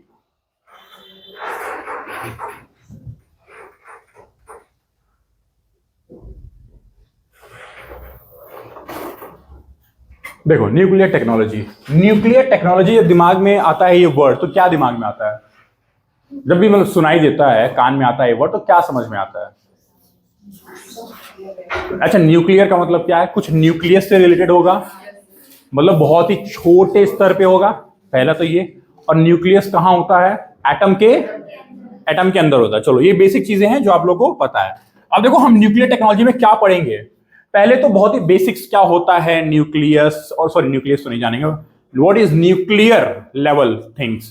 तो न्यूक्लियर लेवल पे थोड़ी सी टेक को समझेंगे। एनर्जी प्रोडक्शन आपको पता है फिजन के थ्रू और फ्यूजन के थ्रू होता है, ठीक है। और फ्यूल साइकिल क्या होता है, न्यूक्लियर रिएक्टर पढ़ना बहुत जरूरी है, इससे सवाल आते हैं। मतलब ओवरऑल अगर मैं ये तीन चीज पढ़ाऊंगा तो सवाल यहां पर बनता है। पर मैं आपको सीधे ये पढ़ाने के बजाय ये इसलिए पढ़ा रहा हूं क्योंकि ये जाने बिना आप ये शायद ना कॉम्प्रिहेंड कर पाओ। सवाल कैसे बनेंगे इतना ही पता है ना हमें। Application in agriculture, application in space, application in medicine, application industry. तो मतलब इसका जो अप्लाइड वर्जन होगा वो जानना बहुत जरूरी, इवेंचुअली सवाल को जवाब देने के लिए बहुत जरूरी होता है। आपको पता है ना यूपीएससी का आदत है दो हिस्से में सवाल पूछना, पहले सवाल पूछेगी फिर उसका एडवांटेज या डिसएडवांटेज या अप्लाइड वर्जन पूछेगी। जब भी आप 10-15 नंबर का सवाल देखे होगे तो इस तरीके से करेंगे। तो देखो न्यूक्लियर टेक्नोलॉजी शुरू करने से पहले थोड़ा सा एटम के बारे में बात कर लेते हैं। This is sort of a atom, ठीक है। एटम थोड़ा सा प्लैनेटरी जैसा नहीं लगता है कि सन बीच में है और अगल बगल ढेर सारे प्लैनेट रिवॉल्व कर रहे हैं, ठीक है। मतलब एक तरीके से समझने के लिए, ऐसा है नहीं तो समझने के लिए। कहां चला गया? ये एटम है। अब देखो यहां पे 1 एंगस्ट्रॉम, मतलब जो एटम का आप रेडियस देखोगे, ठीक है, वो कितना है? 1 एंगस्ट्रॉम। एंगस्ट्रॉम मतलब 10⁻10 मीटर, बहुत ही छोटी यूनिट है, काफी छोटी यूनिट है। पर जो न्यूक्लियस का जो रेडियस होता है वो 10⁻15 फेम्टोमीटर बोलते हैं इसको, फेम्टोमीटर। ये तो इससे भी कई गुना, 1,00,000 गुना हो गया ना, 1,00,000 गुना, यस हाँ, 1,00,000 गुना और छोटा। तो सोचो, आप सोच लो कि ये कितने छोटे लेवल पे हम बात करने वाले हैं। आज तक, अभी तक, मतलब जितनी भी हम साइंस एंड टेक में बातें किए हैं उसमें कौन कौन से फोर्सेस की बात की है हम लोग? नहीं, वो सारा ग्रेविटेशन में ही आ गया। मतलब एक तरीके से gravitation force, fundamental force gravitation ही बात की। और कोई फोर्स की बात की है? नहीं ना? हाँ, ग्रेविटेशन की बात की है। इलेक्ट्रोमैग्नेटिक अभी हम लोग आए नहीं है क्योंकि उसको हम लोग बाद में पढ़ेंगे, आईसीटी, ठीक है। तो देखो अगर आपको कहीं भी किसी चीज पे इंपैक्ट डालना है, फॉर एग्जांपल ये स्टैंड है, मुझे इस पे इंपैक्ट डालना होगा, तो अनटिल एंड अनलेस मैं कोई फोर्स अप्लाई नहीं करूंगा तो ये स्टेबल में रहेगा, ये बात होती है, ठीक है। अब अगर मैं इस पे इंपैक्ट डाल पा रहा हूं ऑन द टच, छूने के बाद, तो इसका मतलब मेरा इंपैक्ट डायरेक्ट टच, डायरेक्ट, हाँ बिल्कुल। आपको टाइम 12 बजे बताया गया था क्या? अच्छा, तो क्या बोला था मैं? हाँ, मैं अगर फॉर एग्जांपल जैसे कि ये पीस ऑफ पेपर है, अब इस पीस ऑफ पेपर को मैं उठा पा रहा हूं, तो इसका मतलब मैंने जो फोर्स अप्लाई किया है वो कहीं ना कहीं उसके इक्विलिब्रियम पोजीशन को सरपास कर रहा है। सरपास समझ रहे हो ना? उसको कहीं ना कहीं ओवरकम कर रहा है। समझ रहे हो मेरी बात? फॉर एग्जांपल कोई गाड़ी अगर 40 पे जाती है तो आप उसको ओवरटेक करते हो जब आप 40 से ज्यादा पे होते हो, 41, 40.5 या 50 या 60, राइट। तो अगर वो पेपर वहां पर है तो खुद तो उठेगा नहीं, राइट, अनटिल अनलेस मैं उस पर कोई फोर्स ना लगाऊं। तो हमने ग्रेविटेशनल फोर्स के बारे में पढ़ा। इलेक्ट्रोमैग्नेटिक इंडक्शन क्या होता है वो भी होगा, वो हम लोग प्रॉपर पढ़ेंगे। इसमें अभी मैं एकदम इंट्रोड्यूस ही नहीं करना चाहता हूं, वरना डिस्कशन हो जाएगा। एक तीसरे फोर्स पे आएंगे हम लोग बात करने आज। वो कौन सा फोर्स होगा? न्यूक्लियर लेवल पे, ठीक है। तो पहले तो एक न्यूक्लियस कैसे समझो। अच्छा, यहां पे क्या होते हैं? Very good. यहां पे क्या होते हैं? न्यूट्रॉन्स एंड, मैंने ई लिखना भूल गया क्या? ठीक है, चलो ये कुछ बेसिक चीजें। एटॉमिक नंबर क्या होता है? नंबर ऑफ, मतलब जितने प्रोटॉन्स होते हैं उतना एटॉमिक नंबर होता है, ठीक है। मास नंबर को क्या बोलते हैं? दोनों को जोड़ दो, मतलब न्यूक्लियस के अंदर जितने भी होते हैं ऐड कर दो, राइट, ये होता है। AMU मतलब एक AMU 1.6 इंटू 10⁻⁻27 kg, एक एटॉमिक मास यूनिट कितनी होती है? बहुत कम है, ये बहुत ज्यादा कम है, राइट? सोचो अभी हम जब ग्रेविटेशन की बात कर रहे थे तो इसी को आप पॉजिटिव कर दो, क्योंकि सन, स्टार्स या फिर जितनी भी सेलेस्टियल ऑब्जेक्ट है इनका वेट बहुत ज्यादा है, मल्टीपल एक्सपोनेंशियल फॉर्म में होता है, मल्टीपल एक्सपोनेंशियल में। पर जब हम चार्जेस पे आते हैं, मतलब एक तरीके से न्यूक्लियर लेवल पे आते हैं, तो इसी को ऑपोजिट कर दो। अब सोचो एक फोर्स वो है और एक फोर्स ये है, पर आप जब दोनों को कंपेयर करोगे तो सोचने में तो लगेगा ना जितनी ज्यादा बॉडी उसका फोर्स ज्यादा होगा, पर आपको बताते हुए मुझे भी हैरानी होगी और आप लोगों को भी थोड़ा हैरानी ही होगी कि ये फोर्स ग्रेविटेशन को भी सरपास कर देता है। सोचो ग्रेविटेशन फोर्स जिस बॉडी से निकल रही है, for example sun, for example moon, for example Jupiter, earth, यही ना ग्रेविटेशन फोर्स, मतलब इन्हीं के पास है। इनका वेट कितना है? बहुत ज्यादा है, मतलब मल्टीपल, हमको याद नहीं करना इसलिए बार बार मैं बहुत ज्यादा वर्ड यूज करता हूं, मल्टीपल एक्सपोनेंशियल फॉर्म में है। ठीक ठीक, इतनी बड़ी बॉडी, और ये कितनी बड़ी बॉडी है? ये फंडामेंटल है, मतलब आई थिंक इससे शुरुआत होती है, पर तब भी जब इसका रिएक्शन आएगा, क्या यार दम इरिटेट कर दिए, बहुत इरिटेटिंग होती है मक्खी वक्खी। मक्खी क्या है, हमको क्या पता मधुमक्खी है कि मक्खी, हम देख थोड़ी रहे हैं। ठीक है, तो पर सोचो इसकी जो इंटरैक्टिव फोर्स होगी वो बहुत ज्यादा होगी। अब कैसे होगी वही हम आज की क्लास में ये डिस्कस करेंगे। अच्छा, एक इलेक्ट्रॉन का भी जो वेट होता है 1⁻1/2000 टाइम्स, मतलब 1800 है तो 2000 टाइम्स। सोचो ये तो इससे भी कई गुना हल्का हो गया, राइट? जैसे मान लो आपके पास 1 किलोग्राम सोना है, उसका 2000वां हिस्सा कितना होगा? बहुत कम ना, तो मतलब आप उसको नेग्लेक्ट ही कर दोगे। तो अगर मैं आपसे ये बोलूं कि ये अगर एटम है तो इसका सारा मास कहां होगा? न्यूक्लियस पे, क्योंकि इलेक्ट्रॉन का जो मास है वो तो नेग्लेजिबल टाइप का है। तो वही वाली चीज है। अब सोचो, जो सोलर सिस्टम में मास कहां कंसंट्रेटेड है? सन पे। 99.99% सारा जो मास कहां कंसंट्रेटेड है? सन पे। जुपिटर जो कि अर्थ से 2000 to 4000 टाइम्स बड़ा है और भारी भी है, उसकी भी कोई सन के सामने वैल्यू नहीं है। सोचो सन कितना ज्यादा पावरफुल होगा। अब आते हैं, अच्छा हमने ये देख लिया, थोड़ा सा आइसोटोप और आइसोबार भी देख ही लो। आइसोटोप मतलब क्या होता है बताओ? जिसका एटॉमिक नंबर सेम होता है पर जो मास होगा वो डिफर हो जाएगा। क्योंकि क्या बढ़ रहा है? देखो बताओ क्या बढ़ रहा है? नंबर ऑफ न्यूट्रॉन्स बढ़ते हैं, प्रोटॉन सेम रहते हैं, क्योंकि proton is always equal two electrons, ताकि चार्ज आपका न्यूट्रल होना चाहिए ना। ये बात आइडिया है ना। ये देखो छोटे जो क्लास, किस क्लास की, 8th 9th 10th की सब बातें हैं, इसलिए मैं रिवाइज करा रहा हूं। आइसोटोप जैसे 6 6 12, तो एक ये कार्बन 14 डेटिंग होती है, ठीक है, रेडियो एक्टिव भी होता है। अच्छा, इसी में आइसोबार आ जाता है। जैसे फॉर एग्जांपल इस वाले को आप देखोगे तो मास सेम है पर नंबर डिफरेंट है, ठीक है। और भी कुछ होता है क्या? होता भी होगा तो हमारे लिए इतना। आइसोटोन्स होते हैं, फिर आइसोमर्स, तो फिर केमिस्ट्री हो जाएगा। बहुत सारे आइसो वर्ड्स बहुत जगह यूज होते हैं, ठीक है। अब देखो, अगर मैं आपसे बोलूं कि ये पीपीटी है ना,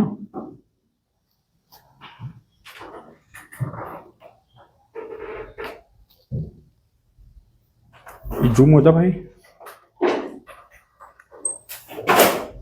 देखो जितनी भी रिएक्शन इस दुनिया में हो रही है, या तो वो ग्रेविटेशनल इंटरेक्शन की वजह से हो रही होगी, या तो इलेक्ट्रोमैग्नेटिक इंडक्शन की वजह से हो रही होगी। पर अगर मैं आपसे बोलूं कि ग्रेविटेशन का जो इंटरेक्शन है वो किस वजह से हो रहा है, वो किस वजह से हो रहा है? जैसे ग्रेविटी, अगर ग्रेविटेशनल फोर्स कहीं है तो वो किस वजह से है, और अगर इलेक्ट्रोमैग्नेटिक इंडक्शन है तो किस वजह से? नाम में लिखा है ग्रेविटी है तो उसके मास की वजह से। जितना ज्यादा मास है उसका ग्रेविटी उससे वैसे इंफ्लुएंस हो रहा है। याद करो वो हमने जो फॉर्मूला लिखा था, F = G, जो कि कांस्टेंट है, m1 × m2/r²। तो मास पे तो डिपेंडेंट था। देखो r तो हम इसलिए डिस्कस नहीं कर रहे, वो तो दूरी है तो छोड़ दो। मास पे बहुत डिपेंडेंट है, डायरेक्टली प्रोपोर्शनल है। और पर जब चार्ज, जब इलेक्ट्रोमैग्नेटिक का आप लोग फॉर्मूला याद है किसी को? 1/4ε0 ऐसे कुछ होता है, Q1 Q2 वही। अब जो Q है क्या है? चार्ज है। तो इलेक्ट्रोमैग्नेटिक इंडक्शन में चार्ज की वजह से फोर्स इंड्यूस हो रहा होता है, ठीक है, मतलब इंटरेक्शन बेसिकली। और ग्रेविटेशन फोर्स में मास की वजह से। तो दो चीज समझ में आ रहा है कि नहीं? एक जगह चार्ज और एक जगह मास। मैं थोड़ा सा कॉम्परेटिव स्टडी लेके चल रहा हूं, अभी आप लोगों को चीजें थोड़ी थोड़ी क्लियर होंगी। ठीक, अब देखो, अब आपको यहाँ पे दो प्रकार के इंटरेक्शन दिखाई देंगे, एक हो गया स्ट्रॉन्ग इंटरेक्शन, एक होगा ऑब्वियसली वीक इंटरेक्शन। अच्छा, इलेक्ट्रोमैग्नेटिक इंडक्शन का जो फॉर्मूला है वो F इक्वल टू, अभी देखो ये जो G वहां पे लिखे थे ना, वो G वो कांस्टेंट था, तो यहाँ ये कांस्टेंट है। अच्छा, वहां पे M1 M2 लिखे थे, यहाँ पे Q1 Q2 लिख रहे हैं, तो बात एक ही है, फॉर्मूला सेम है, एब्सोल्युटली फॉर्मूला सेम है, बस थोड़ा नेचर बदल गया, वहां मास को पकड़ लिए, यहाँ चार्ज को पकड़ लिए। क्लियर है ना? ठीक है। अच्छा, वो भी दो बॉडी से की वजह से ही हो रही थी। अगर मान लो एक ही बॉडी है तो आपका ग्रेविटी कब तक काम में नहीं, तब तक काम में नहीं अगर कोई दूसरी बॉडी ना हो। पूछो क्यों? मान लो अगर सिर्फ यूनिट है, यूनिट मतलब एक बॉडी है, उसके अंदर ग्रेविटी हो ना हो क्या ही फर्क पड़ता है, क्योंकि दूसरी बॉडी है ही नहीं उसको एक्सपीरियंस करने के लिए, इंटरेक्ट करने के लिए, राइट? फॉर एग्जाम्पल आपके पास कार है, ठीक है, और आपको कार चलाने आती ही नहीं है, और आपके आसपास कोई है ही नहीं तो चलाए, तो क्या उस कार की वैल्यू है? समझ रहे हो ना? तो फॉर एग्जाम्पल आपके पास ग्रेविटी है पर उसे एक्सपीरियंस करने के लिए कुछ है ही नहीं, ना कोई गैस है, ना कोई इंसान है, ना कोई बॉल है, ना कोई बॉडी है, तो कुछ है ही नहीं सेकेंड बॉडी, तो बेकार है। तो वहां भी बताया था आपको डुओ बॉडी, मतलब दो बॉडी सिस्टम होता है, टू बॉडी सिस्टम, यहाँ पे टू चार्ज सिस्टम, तो बॉडी को यहाँ पे चार्ज से रिप्लेस कर दो, कोई ऐसा टफ नहीं, एकदम बेसिक लेके चलेंगे। एक डिफरेंस है उसमें अट्रैक्शन होता है। हाँ, उसमें देखो अट्रैक्शन होता है, तो पर पता है थोड़ा सा इसमें भी एक कैच है, क्योंकि कई बार क्या होता है ना कि बॉडी की मास अगर दूसरे बॉडी के मास से कई गुना टाइम हो तो वो एंटी अट्रैक्शन में हो जाता है, कई बार चार्ज की तरह बिहेव करने लगते हैं वो दोनों। जैसे मान लो फॉर एग्जांपल एक सन ले लो, और सन के सामने आप ले लो अर्थ भी नहीं, मून, ठीक, मून ले लो, तो दोनों की अपनी ग्रेविटी है, ठीक, पर अगर बहुत नजदीक पे ले जाओगे ना तो दिखेगा कि आपको अट्रैक्ट हो रहे हैं दोनों, ठीक है, पर एक पॉइंट ऐसा जरूर आएगा जब दोनों थोड़े से रिपेल होंगे, चार्ज की तरह बिहेव करेंगे। तो एक्चुअली में उतना डीप में मेरे को जाना नहीं है, जनरली ये जानो कि वो अट्रैक्टिव फोर्स है और ये अभी दोनों तरह बिहेव कर सकती है, अट्रैक्टिव रिपल्सिव सारी तरह से बिहेव कर सकती है। अच्छा, अब एक सवाल आता है कि सर इसका भी तो कुछ मास होगा कि नहीं? यार हर बॉडी का अपना एक मास तो होगा ना, अगर वो एग्जिस्ट कर रही है कि नहीं। अगर एग्जिस्ट करेगी तो मास के बिना एग्जिस्ट कर सकती है क्या? आपको पता है कि मास एंड एनर्जी दो ही कंसेप्ट है, एक या तो मास हो या तो, यही तो पता है ना, आइंस्टाइन ने E=mc² दिया था, या तो एनर्जी के फॉर्म में कोई चीज हो या तो मास के फॉर्म में कोई चीज हो, या तो दोनों फॉर्म में हो सकती है, ठीक है। तो अगर ये n है जो कि चार्ज है, ये p है जो कि चार्ज है, तो इसके बाद कुछ मास तो होगा। हाँ बहुत कम है, मानते हैं बहुत कम है, पर स्पेस भी कितना है वो भी बहुत कम है। तो अगर जब दोनों बहुत कम है तो बहुत कम कैंसिल, तो अब एक नॉर्मल सिस्टम बन गया ना। अब बताओ ये दोनों रिपेल या अट्रैक्ट भी तो होने चाहिए। मैंने अभी आप ही लोग बोले हो कि सर अट्रैक्ट होते हैं, तो न्यूट्रॉन और प्रोटॉन आपस में अट्रैक्ट क्यों नहीं हो जा रहे हैं, चिपक क्यों नहीं जा रहे हैं, खत्म क्यों नहीं हो जा रहे हैं, डिस्ट्रॉय या फिर सिंगल बॉडी क्यों नहीं बन जा रहे? जैसे चलो ठीक है, वेरी गुड, सेम चार्ज, तो फिर रिपल क्यों नहीं हो जा रहे हैं?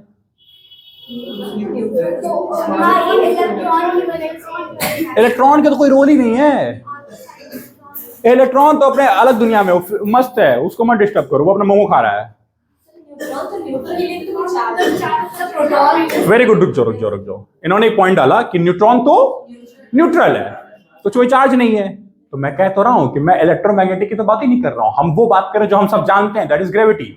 मास तो है, तो अट्रैक्ट तभी तो होना चाहिए, चिपकना तो तभी चाहिए ना, क्योंकि बहुत ज्यादा जगह तो है नहीं, 10⁻⁻15, समझ रहे हो कितनी छोटी जगह है। और ऐसा नहीं है कि वहां पे एक न्यूट्रॉन है, चलो ये आपको हाइड्रोजन बना के दिखाया ना मैं यहाँ पे, चलो मैं यहाँ पे वो बना देता हूँ सिलिकॉन, अब लो 20-20 हो गए, लो सिलिकॉन कितना होता है, जो भी होता है, मतलब कोई बड़ा आइटम मैंने ले लिया, अब बताओ, चलो ठीक है कैल्शियम, हाँ कैल्शियम 20, अब लो, अब कैसे होगा?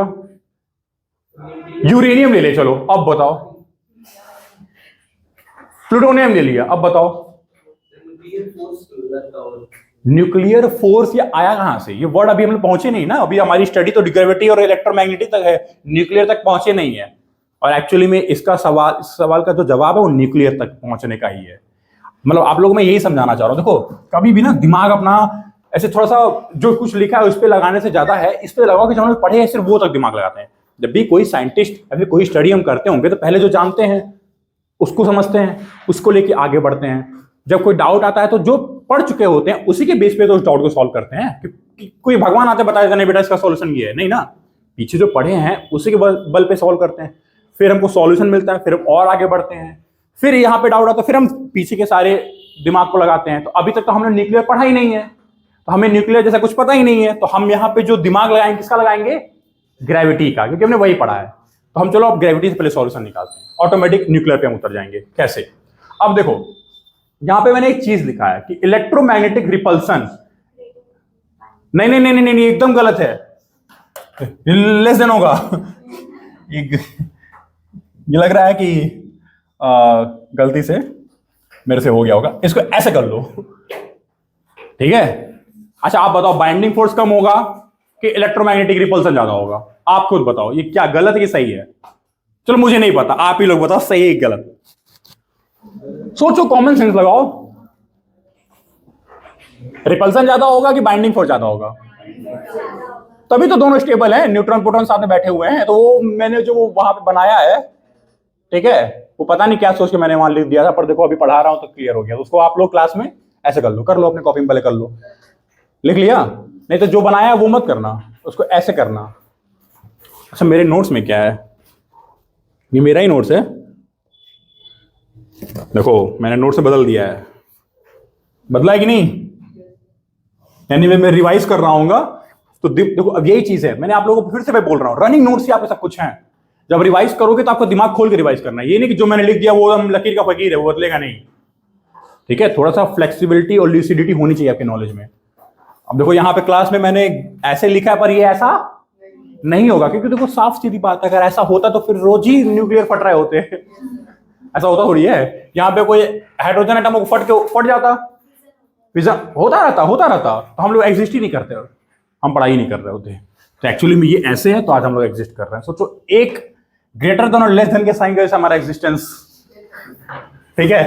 तो अभी ये क्लियर है। अब देखो मैंने यहां पे एक चीज लिखा है, ठीक है, एक न्यूक्लियस में, ध्यान से इस लाइन को पढ़िएगा, एक न्यूक्लियस में दोनों लेस स्पेस में भी बाइंड रहते हैं। मैं ये नोट्स मेरे से बात कर रहा है, जब तक आपका नोट्स आपसे बात नहीं करेगा ना, वो नोट्स जीवित नहीं है। Make it a living body, your notes. एक न्यूक्लियस में दोनों लेस स्पेस में भी बाइंड रहते हैं, वो भी 10 टू द पावर -15। मैं आप लोगों को बता रहा हूं, देखो भाई बहुत कम स्पेस है, मतलब दिमाग को अपने मैसेज दे रहा हूं। Particles ideally should repel, ideally मतलब जनरली जो हम पढ़े हैं अभी तक ग्रेविटी को लेकर, आइडियली रिपेल करना चाहिए, but they don't. Why don't? Due to strong nuclear force between proton neutron and proton and neutron. तो देखो जैसे मैंने ये लिखा है ना, एज इट इज कॉपी में लिखो, एज इट इज कॉपी में लिखो, क्योंकि यही आपको हेल्प करेगा। यही सारे नोट्स होते हैं जो आपको रिवाइज करने में, ऐसे एग्जाम में नहीं लिखना होगा आपको, ठीक है, पर आपको यही सब कंसेप्ट बनाने में हेल्प करेंगे। चलो ये तो क्लियर हो गया। अच्छा एक और चीज है, ये जो न्यूक्लियर फोर्स है कहां से निकल के आया ये वर्ड न्यूक्लियर?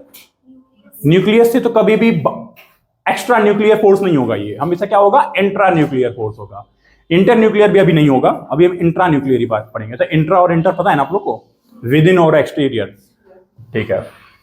अब यहां पे एक और चीज है कि आप सर बोल रहे हो कि इनका जो बाइंडिंग फोर्स होगा वो ज्यादा होगा और इलेक्ट्रोमैग्नेटिक जो रिपल्सन होगा वो कम होगा। तो एक बात बताओ, ये जो चार्ज वाला है फॉर्मूला, कहां गया चार्ज वाला फॉर्मूला, ये इसका क्या रोल होगा फिर? तो यहां पे देखो मैंने एक और चीज लिखा है, it is independent of charge.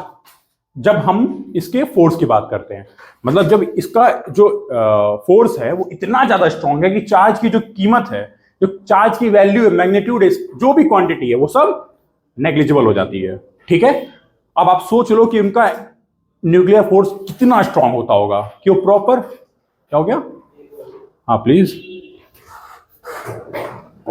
ठीक है। अब देखो इलेक्ट्रॉन और फंडामेंटल इन नेचर। अच्छा जब हम लोग अपनी साइंस की स्टडी को शुरू किए थे तो हमारे लिए फंडामेंटल क्या था, एटम। तो फिर बाद में पता चला एटम फंडामेंटल नहीं है, कुछ और भी है। फिर हम कहां पहुंचे, इलेक्ट्रॉन, प्रोटॉन और न्यूट्रॉन पे। तो फिर हमने देखा कि अब ये तो फंडामेंटल है तीनों। फिर बाद में देखा प्रोटॉन भी फंडामेंटल नहीं है, न्यूट्रॉन भी फंडामेंटल नहीं है। तो फिर कहां गए हम लोग, नहीं अभी इलेक्ट्रॉन पे नहीं, फिर हम फंडामेंटल, अगर प्रोटॉन न्यूट्रॉन नहीं तो प्रोटॉन न्यूट्रॉन भी किसी से बने होंगे, वो किससे बने हैं, क्वार्क्स।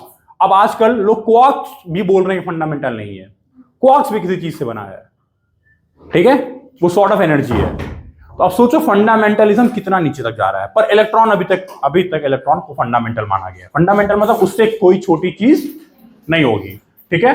अच्छा यहां लिखा तो है quarks, electron fundamental in nature, but जो न्यूट्रॉन प्रोटॉन है वो नहीं है।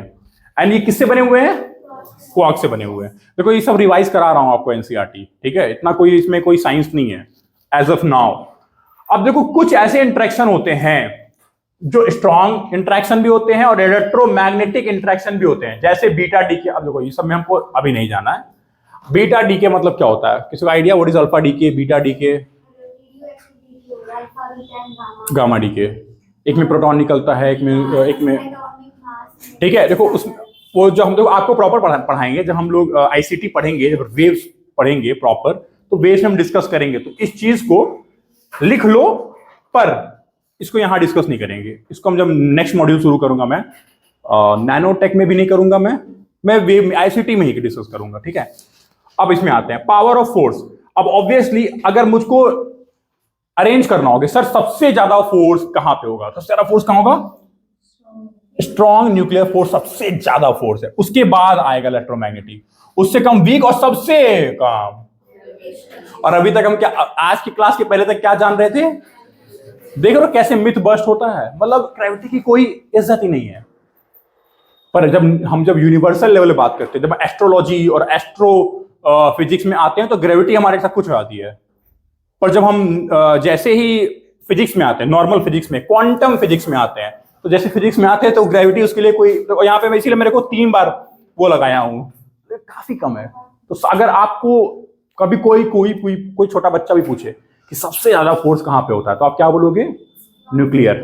उसको उसके न्यूक्लियर फोर्स आगे स्ट्रांग लगा ही देना, वो स्ट्रांग ही है, बाय वर्च्यू उसके नेम में स्ट्रांग है, ठीक है। तो वो चीज है, तो स्ट्रांग, फिर उसके बाद इलेक्ट्रोमैग्नेटिक, फिर उसके बाद वीक फोर्स भी सोचो इससे ज्यादा है, ठीक। अच्छा, अब न्यूक्लियर टेक में एप्लीकेशन में हम अगर बात करें तो कहां पे दिखेगा? मैंने आपको बताया कि बहुत सारी जगह पे, हम मेडिसिन इंडस्ट्री में, एग्रीकल्चर इंडस्ट्री में, स्पेस इंडस्ट्री में, डिफेंस इंडस्ट्री में, ऑब्वियसली मतलब न्यूक्लियर टेक की जो अब यूसेज है आपको बहुत ज्यादा जगह देखने को मिलेगी। अच्छा वो कैसे मिलेगी वो देखते हैं। पहले तो हम ही समझते कि सर यूसेज से पहले एनर्जी को पहले प्रोड्यूस तो करें, तभी तो इसको यूज कर पाएंगे। अभी तो हम बस पढ़े हैं फोर्स थोड़ी डायरेक्ट यूज कर लेंगे। इस फोर्स को पहले हम अप्लाई तो करें। अप्लाई करने के लिए एनर्जी पढ़ना पड़ेगा। एनर्जी 2 प्रकार से निकलती है, कौन कौन सी बताओ? फ्यूजन और फिजन। फ्यूजन फिजन, ठीक है। अच्छा यहां पे मैंने एक चीज लिखा है, मैन बिकेम सुपर पावर। अच्छा एक बात बताओ, अगर मैं आप लोग से कभी बात करूं कि अगर तो यहाँ पे आंसर आ गया आप लोगों के सामने, कभी greatest invention of human history में किसी को कभी आप लोगों को सोचना पड़े ना कि इंसान ने क्या किया है अर्थ पे, तो पहला तो उसको एनर्जी को मैनिपुलेट करने आता है, मतलब एक एनर्जी से दूसरे एनर्जी में बदलने आता है। ये बहुत बड़ी बात है। जब सोचो पहली बार 2 रॉक को रगड़ के स्पार्क से, पोटेंशियल एनर्जी से, उसको हीट एनर्जी और प्लस लाइट एनर्जी भी, क्योंकि जानवरों को ऐसे डराते भी तो थे। तो सोचो जिस दिन इंसान ने ये किया, क्योंकि कमजोर है इंसान शेर से, कमजोर तो फैक्ट है ना, ये तो कमजोर है, पर शेर डरता है कि नहीं? क्रोकोडाइल से बहुत इंसान कमजोर है, पर क्रोकोडाइल भी आग से डरता है कि नहीं? तो मतलब इंसान उस दिन समझ गया कि हमारे अंदर ताकत नहीं है, ताकत है इन 2 इक्विपमेंट को रगड़ने के बाद जो ऊर्जा पैदा हो रही है, वो है ताकत।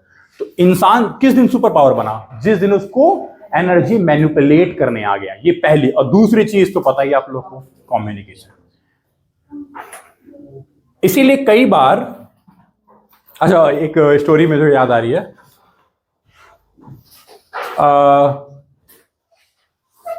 कम्युनिकेशन से रिलेटेड ही है, ठीक है। कम्युनिकेशन कैसे इतनी बड़ी उपलब्धि है इंसान की, कैसे? कभी अच्छा ऐसे सवाल ना, पता है मार देंगे हम, बता दे रहे हैं इसको, बहुत इरिटेटिंग है। क्या बोल रहा था मैं? हाँ, ये जो मैन है वो सुपर पावर अगर बना इन दोनों वजह से, तो कैसे बना? देखो कम्युनिकेशन की ताकत को पहले समझो। कम्युनिकेशन की ताकत इस लेवल की ताकत है, अच्छा सब कम्युनिकेट करते, पता है ना, हर एक पक्षी अपने दूसरे कम्युनिटी से कम्युनिकेट करता है। सांप भी करता होगा, हमें आपको पता नहीं है। बैट भी करता होगा, रैबिट भी करता है, कुत्ते तो करते ही करते हैं। आप देखा करो, भाई भाई भाई बहुत दूसरा कुत्ता हो गया, 4 बार भौंकेगा, पूरी मोहल्ला आ जाएगा, ओ भाई अटैक करना है, ऐसा होता होगा कुछ उनका लैंग्वेज, ठीक है। अच्छा, जैसे फॉर एग्जांपल हमारे पास यहाँ पे इसी प्रेमिसेस में, तो वो जिसको पहचान लेता है उससे उसका बिहेवियर अलग है। मतलब वो कम्युनिकेट करना चाहता है, इंसान उसकी बात को नहीं समझता पर उसके हाव भाव को समझता है, तो वो भी एक प्रकार का कम्युनिकेशन ही है। Not in a language of words but in a language of body language. Communicate करता है, वो कोशिश करता है कि देखो आपको पहचानते, चलो मेरे साथ खेलो, कहता है ना कुछ, भूख लगी तो बताता है। अच्छा, जब छोटे बच्चे होते हैं जो बोल नहीं पाते, वो भी तो कम्युनिकेट करते हैं। कम्युनिकेशन बहुत जरूरी है। पर जिस दिन आप अपनी फीलिंग्स को बोलकर प्रेषित करना चालू करते हो, ठीक है, आप प्रेजेंट करना चालू करते हो, उस दिन आप बहुत लोगों से, मतलब अगर दुनिया में I think more than 5 billion species है, इंक्लूडिंग माइक्रो ऑर्गेनिज्म को भी इंक्लूड करते हैं तो फिर फ्यू 100 बिलियन स्पीसीज हो जाएंगे, उनमें हम नंबर 1 पे आ जाते हैं। सोचो एक चीज से, ठीक है। तो आप अगर कभी फेल हो जाना तो फेल मत मानना अपने आप को, आप 5 बिलियन से ऊपर हो। This is a way of thought, है कि नहीं। चलो आते कम्युनिकेशन पे। एक कहानी मुझे याद आ रहा है कि एक बार क्या होता है ना, जंगल में ना आग लगती है, ठीक। मुझे कहानी में नहीं पसंद है कि नहीं, आप लोग को नहीं पसंद, तो आगे चलो, ठीक है। हाँ, कहानी से को बनाती है। तो जंगल में ना आग लगी होती है, और आग जब बहुत फैल जाती है तो जो राजा होता है, अब उसी का तो सारा काम है मैनेज करना। जैसे अब देश में कोई दिक्कत होगी तो जो रिस्पॉन्सिबल अथॉरिटीज होंगी वही ना सारा करेंगी, तो राजा तो उसी करना होगा। तो इवेंचुअली जो उस जंगल का राजा होता है एक बंदर होता है। भाई लोकतंत्र है, वोट कराया गया होगा, बंदर थोड़ा सा लोगों से कम्युनिकेट करके थोड़ा सा फ्री सर्विसेज दे दिया होगा, तो लोगों ने उनको वोट कर दिया। तो राजा कौन है? बंदर है। तो जंगल में आग लगी है, अब राजा से बोला राजा क्या करना है। तो राजा बोलता है अभी मैं कुछ करता हूँ। वो पेड़ पे चढ़ता है, एक पेड़ दूसरे पेड़ पे कूदता है, दूसरे से तीसरे पे कूदता है, तीसरे पे चौथे पे कूदता है, चौथे से पांचवें पे कूदता है, और ऐसे कूदता रहता है पूरा दिन। वो कूदता है, सब नीचे देख रहे होते हैं ये क्या कर रहा है। तो एक बोल नीचे आओ, नीचे आता है, कर क्या रहे हो? करेक्टली मैं कुछ कर तो रहा हूं। मतलब समझे मैं क्या कहना चाह रहा हूं? थोड़ा सा देखो, इसमें 2 चीज छुपी है। पहला, वो क्या करना चाह रहा था कि देखो मैं कुछ कर रहा हूं, रिजल्ट क्या निकल रहा है कोई मतलब, तुम तो बस खड़े हो, वेट करो, जंगल में आग लगी भागते हैं। वो क्या कह रहा है? मैं कुछ कर रहा हूं, बिका राजा। दूसरा, उसको कम्युनिकेट नहीं करने आता था, ही फेल्ड, इसीलिए वो बंदर है कि नहीं। अगर आप बंदर को केला दोगे तो वो केला खा लेगा, और बंदे को रुपया दोगे तो उसको ये नहीं पता उस रुपए से और केला आ सकता है। समझ रहे हो? अगर उसको ये चीजें कम्युनिकेट करने आ गई तो बंदर और इंसान में डिफरेंस क्या रह जाएगा। तो कम्युनिकेशन की जो ताकत है, संप्रेषण इसी को बोलते हैं, जो इसकी ताकत है, थैंक गॉड मुझे हिंदी याद तो रही है, ठीक है। कभी मैं गलत बोलूंगा सही कर देना, क्योंकि I love to learn lot of new words. Hindi बोलने आता है पर टेक्निकल वर्ड्स थोड़े से तकनीकी थोड़े से हिल जाते हैं, ठीक है। तो ये जो कम्युनिकेशन है, ये एक ऐसी इन्वेंशन है। अच्छा सोचो, कम्युनिकेशन के इन्वेंशन। अब देखो, आपको पता होगा अभी फेसबुक ने कुछ एआई रोबोट्स बनाए थे, मतलब 5-6 साल पहले। तो वो अपने क्रिप्टिक लैंग्वेज में बात कर रहे थे, क्रिप्टिक मतलब अपने एआई लैंग्वेज में बात कर रहे थे। तो ऐसा वहां पे देखा गया, मतलब ऐसा स्टोरी प्रमोट की गई, ऐसा हुआ नहीं होगा। स्टोरी जो प्रमोट की गई थी उनके तरफ से वो ये थी कि समवन आस्क्ड अ पर्टिकुलर, मान लो 2 रोबोट है एक्स एंड वाई, तो एक्स से बोला कि जाओ ये काम कर दो, तो ये काम तुमको प्रॉम्प्ट दे रहे, ये काम करके आ जाओ। किसी ने बोला होगा, कोई वहां पे हेड वेड रहा होगा। अब देखो रोबोट का काम क्या है? कमांड को फॉलो करना। बिना कुछ, क्योंकि वो इंसान नहीं है। पता उसने क्या किया? उसने वो कमांड दूसरे रोबोट को दे दिया, जा भाई तू करके आ। उस वक्त उस हेड का ना, मतलब he was like I was shocked for a while, वो शॉक में था। ये इंसानी फितरत, जैसे आप लोग रोबोट मूवी देखे हो ना, कैसे उसके अंदर इंसानी फितरत आ जाती है, फीलिंग्स वगैरह आ जाती है, जो कि तो पूरी फिक्शनल है। पर सोचो इसको देखा गया, डर गए। मतलब आप सहम जाओगे जिस दिन किसी रोबोट के अंदर इंसानी फितरत आ गया ना, आपको सुनने में बहुत अच्छा लग रहा है, पर अगर आ गया तो व्यक्ति एकदम डर जाएगा। वो robot, it can do anything that we have not even thought of, ठीक। इसने उसको बोला, अब सोचो इसका क्रॉन्ट क्रिप्टिव लैंग्वेज में था, मतलब अपने एआई के लैंग्वेज में था। उसने सुना होगा, उसको ये बात पता थी कि कमांड यहां से आया, उसने डिनाई कर दिया, बोला तू जा। इसने बोला कि मैं नहीं जाऊंगा, तू जा।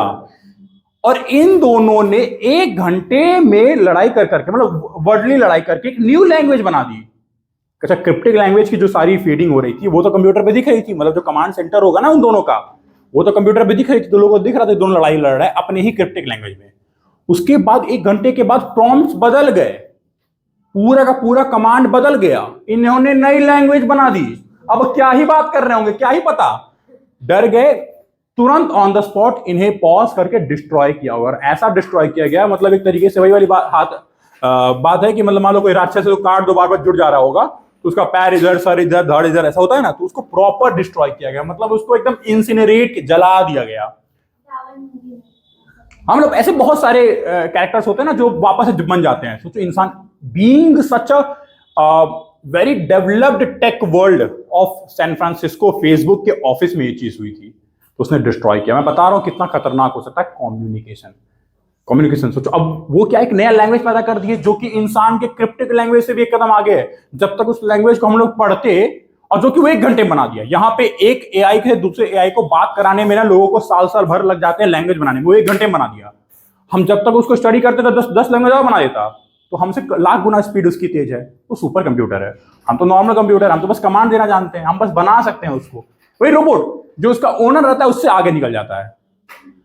पर इवेंचुअली इंसान डिस्ट्रॉय कर दिया, तो वही बात है ना, सुपर पावर तो इंसान ही है, एंटीडोट उसी के पास है। पर देखो, अगर उसको पता होता कि वो डिस्ट्रॉय होने वाला, क्या पता, मतलब मैं आप लोगों को क्वेश्चन दे रहा हूं, क्या पता वो कुछ और ही भाग जाता, कुछ कर लेता।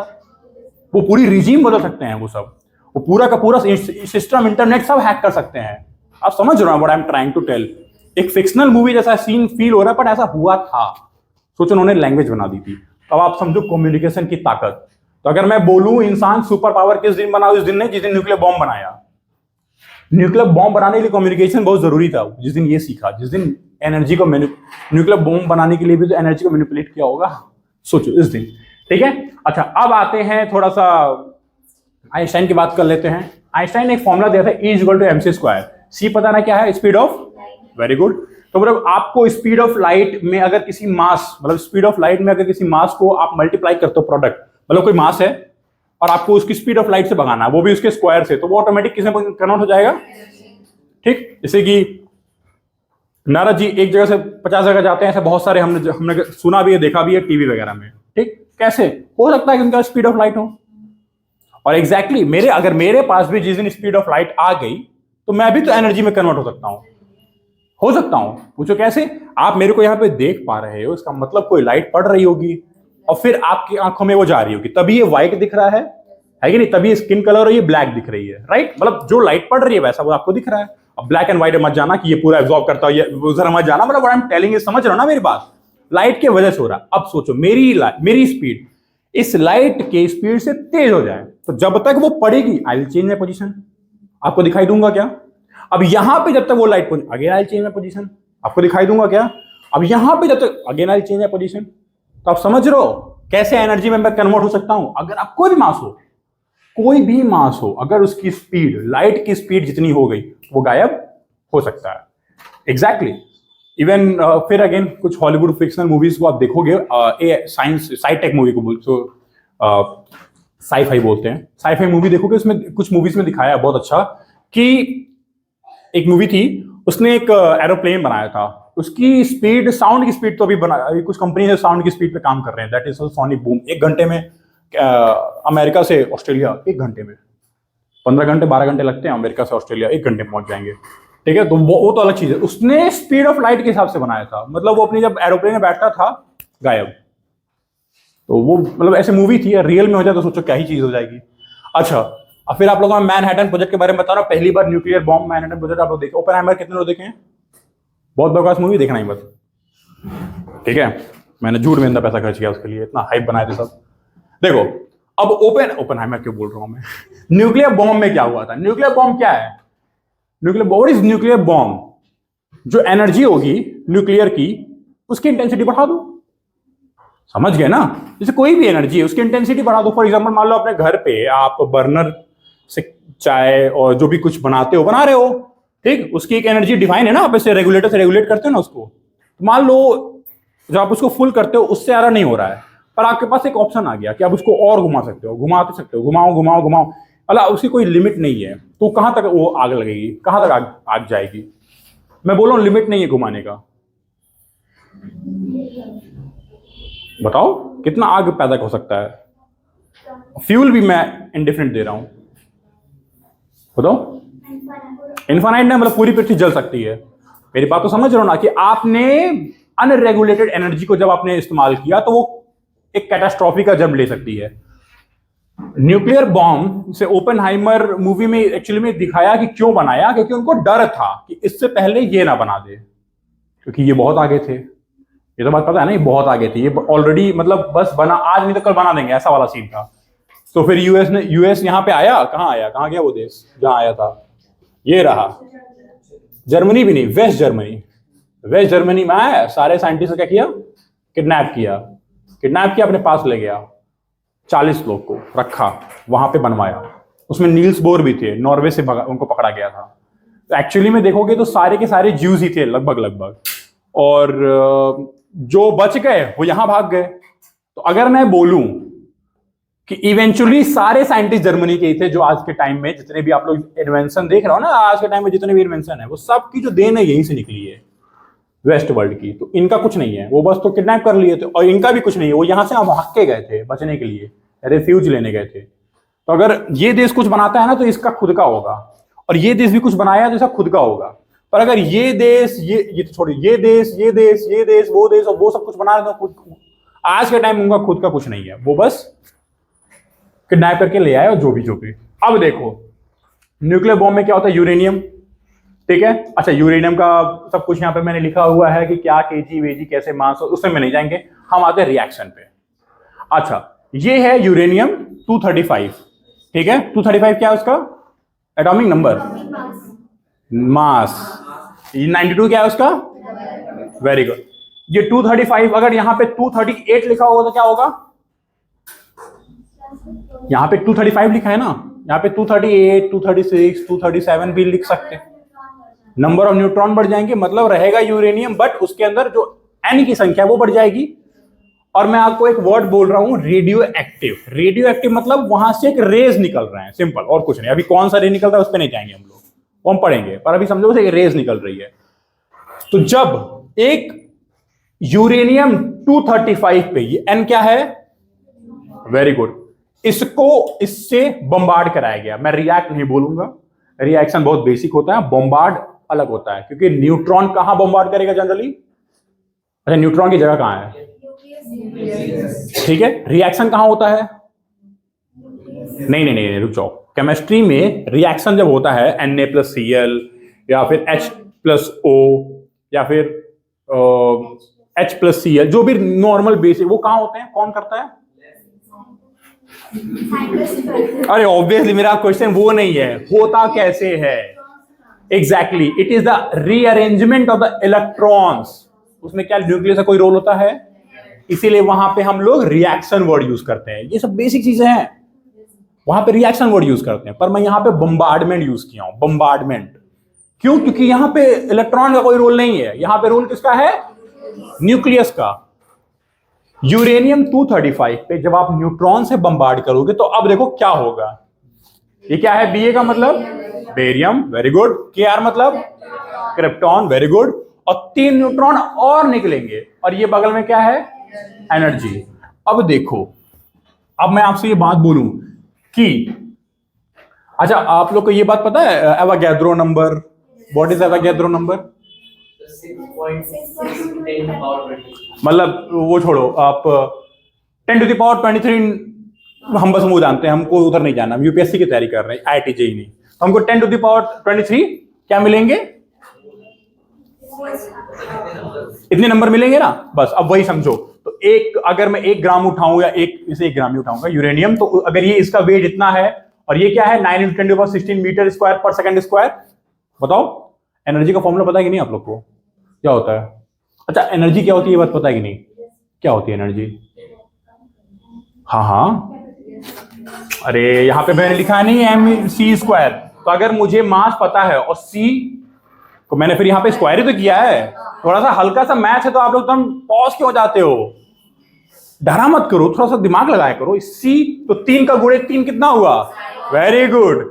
और ये 16 कैसे आया? 10 to the power 8। तो 8 का स्क्वायर कितना होता है? वेरी गुड, ऐसे पढ़ना है।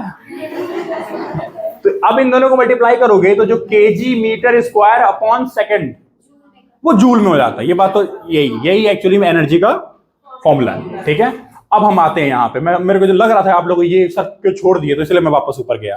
चलो अब देखो यहाँ पे फिर से 3 न्यूट्रॉन निकल रहा है, तो ये फिर से 3 न्यूट्रॉन बम्बार्ड नहीं कर सकते हैं क्या यूरेनियम को? बस इसी को बोलते हैं चेन रिएक्शन। एक बार बम्बार्ड करना, मान लो ये यूरेनियम है, अपन ने यहां से 1 न्यूट्रॉन मारा तो वो कुछ कुछ में बदलेगा। तो ऐसा हो सकता है कि नहीं, जो 3 न्यूट्रॉन और निकले हैं वो और 3 न्यूक्लियाई को अटैक करेंगे, किसके? यूरेनियम के। और फिर वैसे वो वहां पे 9 निकलेंगे, फिर ऐसे 27, फिर 81, और फिर ऐसे आई थिंक वो चेन रिएक्शन, इसी को न्यूक्लियर बॉम्ब बोलते हैं। और हर वक्त क्या निकलेगा? Huge amount of energy, huge amount of energy, ठीक है। E इक्वल टू, अब हटा दो, देखो ये M2 माइनस M1 क्यों किया? क्योंकि देखो यार यहाँ पे मास बदल भी तो रहा है, पर इवेंचुअली देखोगे कंजर्व है, फिर वही law of conservation of energy.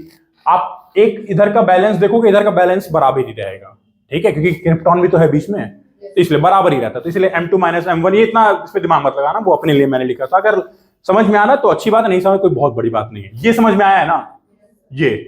हाँ, तो बस ये चीज समझो। अब देखो आते हैं चेन रिएक्शन पे। जब अभी आप लोग से बोला था 1 न्यूट्रॉन बम्बार्ड कराया मैंने, फिर 3 न्यूट्रॉन निकलते हैं कि नहीं? फिर न्यूट्रॉन निकलते हैं नहीं, फिर ये 3 अलग को, ये 3 अलग को, ये 3, और सोचो कब तक जाएगा ये? कब तक जाएगा? इनफाइनाइट। अच्छा, फिर आप बोलोगे सर यूरेनियम खत्म भी तो हो जाएगा। ऐसा भी तो हो सकता है यूरेनियम खत्म हो जाए। जब तक यूरेनियम खत्म होगा ना, ये सब खत्म हो जाएंगे, क्योंकि उसकी जो पोटेंशियल होगी खत्म होने की वो बहुत कम होगी, पर उसकी जो पोटेंशियल होगी एनर्जी को निकालने की, डिसिपेट करने की, वो बहुत ज्यादा होगी। तो कोई कंपैरिजन ही नहीं है कि सर वो एग्जॉस्ट हो जाए। एग्जॉस्ट मतलब हार्नेस, खत्म होने का जो पोटेंशियल है बहुत कम है उसका, पर एनर्जी को डिसिपेट करने का, एनर्जी प्रोड्यूस करने का जो पोटेंशियल है बहुत ज्यादा है। क्लियर है अभी ये चीज? ठीक है। अच्छा, एक और चीज मैंने यहां पे बताया कि चेन रिएक्शन क्यों इतना खतरनाक है। एग्जांपल चेस का लेता हूं, यहां पे भी कहानी, आप लोग को चेस का एग्जांपल याद है कि नहीं? कहानी एक चेस का बहुत देते हैं हम लोग के देश समाज दुनिया में, मैं दे देता हूं आप लोग को। एक बार क्या हुआ ना कि सऊदी से एक एकदम रियल कहानी है, एकदम रियल कहानी है। अच्छा, चेस की आविष्कार पता ना इसी देश में हुआ है? ये बात तो चलो पता है, नहीं पता तो जान लो, ठीक है। I think 6th to 9th century के बीच में चेस की बात हो गई थी। तो सऊदी से एक वो आया था, व्यापारी आया था, ठीक है, व्यापारी आया था, और उसने देखा, अच्छा उस वक्त कैसा काल था भारत में, थोड़ा इतिहास में चलते हैं। 6th to 9th century Bharat में काल कैसा था? मौर्यस खत्म के बाद गुप्तास खत्म हो रहे थे, ना। और गुप्ता काल को कौन सा काल बोला गया है? स्वर्ण काल बोला गया, गोल्डन। क्यों? बहुत पैसा था, बहुत आर्ट्स थे, म्यूजिक था, लिटरेचर था, फन था, सब कुछ था लोगों के पास, मतलब एक खुशी थी। जितने लोग जो भी थे वो संभ्रांत थे, कोई कमी नहीं दिख रही थी। अन्न भी बहुत अच्छा हो रहा था, खाने पीने की भी दिक्कत नहीं थी, ठीक है, मस्त शॉपिंग वॉपिंग कर रहे थे वो लोग, ठीक है, तो कोई दिक्कत नहीं थी। और उसके बाद धीरे धीरे आप लोग को दिखा होगा कि कुछ फ्यूडलिज्म या फिर फ्यूडिटरीज बाहर निकले, मतलब छोटे छोटे सामंती बाहर निकले, मतलब इतनी दिक्कत अभी नहीं आई थी, आपस में लड़ाई झगड़ा भी शुरू नहीं हुआ था। उस वक्त एक वो आया था व्यापारी सऊदी से, तो उसने कैसे इंडिया को देखा होगा, कैसा भारत को देखा होगा बताओ? एकदम रिच। और वो ऑब्वियसली वो तो मुगल काल तक रहा, जब तक ब्रिटिश नहीं आया तब तक तो रिच रहा ही। तो उसने आके देखा कि यहाँ के लोग इतने मतलब सब कुछ है, तो यहाँ से बहुत कुछ नोट डाउन जॉट डाउन करके कैसे कैसे उनकी पूरी पॉलिटी, एडमिनिस्ट्रेटिव, और तब तक चाणक्य की अर्थशास्त्र भी लिखा चुकी थी, बहुत सारी चीजें यहाँ से लेके जा रहा था। पर उसको सबसे ज्यादा जो फैसिनेट किया, गेम ऑफ चेस किया, ठीक। और चेस को जब उसने खेला, बहुत अलग तरीके से पहले लोग खेलते थे चेस में, जो प्लेयर होते थे वो खुद खड़े होते थे, प्लेयर्स खुद खड़े होते थे, पूरे एक हाँ दरबार में बनाते थे। आप लोग हैरी पॉटर देखे हो क्या? तो हैरी पॉटर में जो डिपिक्शन है एक्चुअल में ना, वो एक माइथोलॉजिकल डिपिक्शन ऑफ इंडियन सम एक नाटक का ही डिपिक्शन को, मतलब एक तरीके से चोरी है वो, मैं ऐसा कह सकता हूँ, ठीक है। गॉबलेट ऑफ फायर में था क्या ये? आई गेस, छोड़ दो, किस सीरीज में था? हाँ, मणि वाले में था, वेरी गुड। देखो, तो उसको चेस बहुत पसंद आया था, चेस को खेलना पसंद आ गया था, और चेस की मैथमेटिक्स को भी, कितने खाने होते हैं चेस में? 8 इधर और ऐसे 8, 8 गुणे 8, 64 टोटल खाने होते हैं, मतलब 8 ऐसे होते हैं और ऐसे। आप मतलब कितने लोगों को चेस खेलने आता है और कितने लोगों को नहीं आता है? अच्छा, जिनको नहीं आता है उनको खेलने का मन करता है कि नहीं? नहीं, ऐसा करता भी नहीं है। तो चेस थोड़ा सा खेलना चाहिए। इसके पीछे एक रीजन ही है कि हाँ, चेस से आईक्यू नहीं, चेस से ना कॉन्सेंट्रेशन लेवल थोड़ा सा बढ़ता है बहुत ज्यादा, ठीक है? क्योंकि आपकी सारी की सारी जो मतलब कह सकते हो कि पिट्यूटरी ग्लैंड की जो कंसंट्रेशन है ना, वो आपके नेक्स्ट मूव पे डिपेंड करती है। आपने अभी जो मूव चल दिया, अगले की मूव को भी आपको सोच के चलना और अपने नेक्स्ट मूव को भी बना के रखना है। यही एक्चुअली में तरीका होता है, हमेशा नेक्स्ट मूव के बारे में सोच के आज का चाल चलते हैं, अभी का चाल चलते हैं। इसीलिए वो थोड़ा सा ज्यादा कंसंट्रेशन मांगता है। तो क्रिकेट में नहीं है, आप जो बॉल आएगा उसको प्रेजेंट में ही अटैक करोगे। फुटबॉल में जैसा है मतलब आपको प्रेजेंट में, पर थोड़ा सा चेस में ना आपको थोड़ा सा फ्यूचर मूव को लेकर चलना पड़ता है, ठीक है? लूडो नहीं। अच्छा, वो भी यही आविष्कार किया गया था, लूडो भी, ठीक है? तो वो जो व्यापारी था उसको बहुत ज्यादा फैसिनेट किया, ये गेम लेके वहां गया। तो जब वहां पे यहाँ की बहुत सारी जानकारियां लेके गया, तो वहां के जो राजा थे, उस वक्त के राजा जो थे, वो बहुत खुश हुए कि यार तुम तो एक नॉर्मल व्यापारी इतना कोई जानकारी लेके आ रहे हो, ना सिर्फ व्यापारी बल्कि तुम एक तरह से ऑफिसर का काम करके आए हो, मंत्री जो काम करते हैं, फॉरेन मिनिस्टर जो काम करते हैं वो काम करके। तो मैं बहुत खुश हुआ। बोलो क्या चाहिए तुमको? तो उसने बोला कुछ नहीं चाहिए, चेस के खाने पे आप एक एक दाना चावल का डाल के दे दो। तो वो हंसने लगे, अरे मूर्ख, हम लोग सऊदी लोग हैं, ठीक है, हमारे पास बहुत पैसा है, ठीक है? तो तुम मतलब उनके पास ही बहुत पैसा हुआ करता था उस वक्त, ऑब्वियसली अभी तक है, ठीक है? तो वो उनको लगा कि बहुत छोटी बात बोल रहा है कि एक खाने पे एक, दूसरे पे 2 डाल देना, और 64 खाना है तो उतना जितना खाना होगा उतना चावल डाल देना। तो बोले कि यार थोड़ा सा सोच बढ़ाओ, तुम्हारे लिए राजा खुश है। तो राजा साल भर में 1-2 लोग पे खुश होते हैं, तुम पे खुश हुए, जो मांगना वो मांगो, एक पूरा राज्य मांग लो, तुमको गवर्नर बना देंगे, ये कर देंगे। बोला नहीं, आप ये दे दीजिए। बोला पक्का फाइनल कर दे? बोला हाँ, कर फाइनल करिए। अब सोचो कैसे उसने मैथ लगाया था। एक खाने पे 1, दूसरे पे 2, तीसरे पे 2 to the power 3, फिर 4, बस 10 खाने में ना उसका 100 किलो हो गया। एक दाने से अब एवोगैड्रो नंबर आ जाएगा अचानक से, आ गया कि नहीं? अभी वो आधे पे था ना, पूरे राज्य का चावल खत्म। समझ लो 2 to the power 64 कितना नंबर होगा, आप समझ पा रहे हो? तब उस दिन उसने वो बोला कि India as a country academically भी बहुत स्ट्रांग है। तो उसने वहां पे मैथमेटिक्स भी सीखा। बहुत सारे तब तक बहुत सारे लोग आ चुके थे ना, गुप्तास काल में मैथमेटिक्स बहुत फ्लरिश हो चुका था। तो उसने फिर मतलब ऐसा नहीं कि वो सारा चावल ले लिया, वो बताना चाह रहा था कि चेस का ये जो पावर ऑफ, फोन बज रहा है क्या किसी का? अच्छा, किसी का अलार्म है? 2 to the power 64 की मैं देखो आपको ताकत बता रहा हूं, पावर ऑफ एक्सपोनेंट। अब सोचो पहले तो 3 निकल रहे हैं, तो सर हाँ 3 ही तो निकल रहे हैं, 3 से हाँ ठीक है सर 9 ही तो है। शुरू में 3 है, फिर 9 है, फिर 27, एक बार 81 के बाद तो हम बोल भी नहीं पाएंगे कितना होगा। और उसके अगली बात मतलब शुरू के 3 स्टेप तो बहुत कम लग रहा है, पर जैसे 10 स्टेप लोगे ना, पूरी दुनिया 10 स्टेप में खत्म हो सकती है। ये होता है पावर ऑफ एक्सपोनेंट, ठीक है?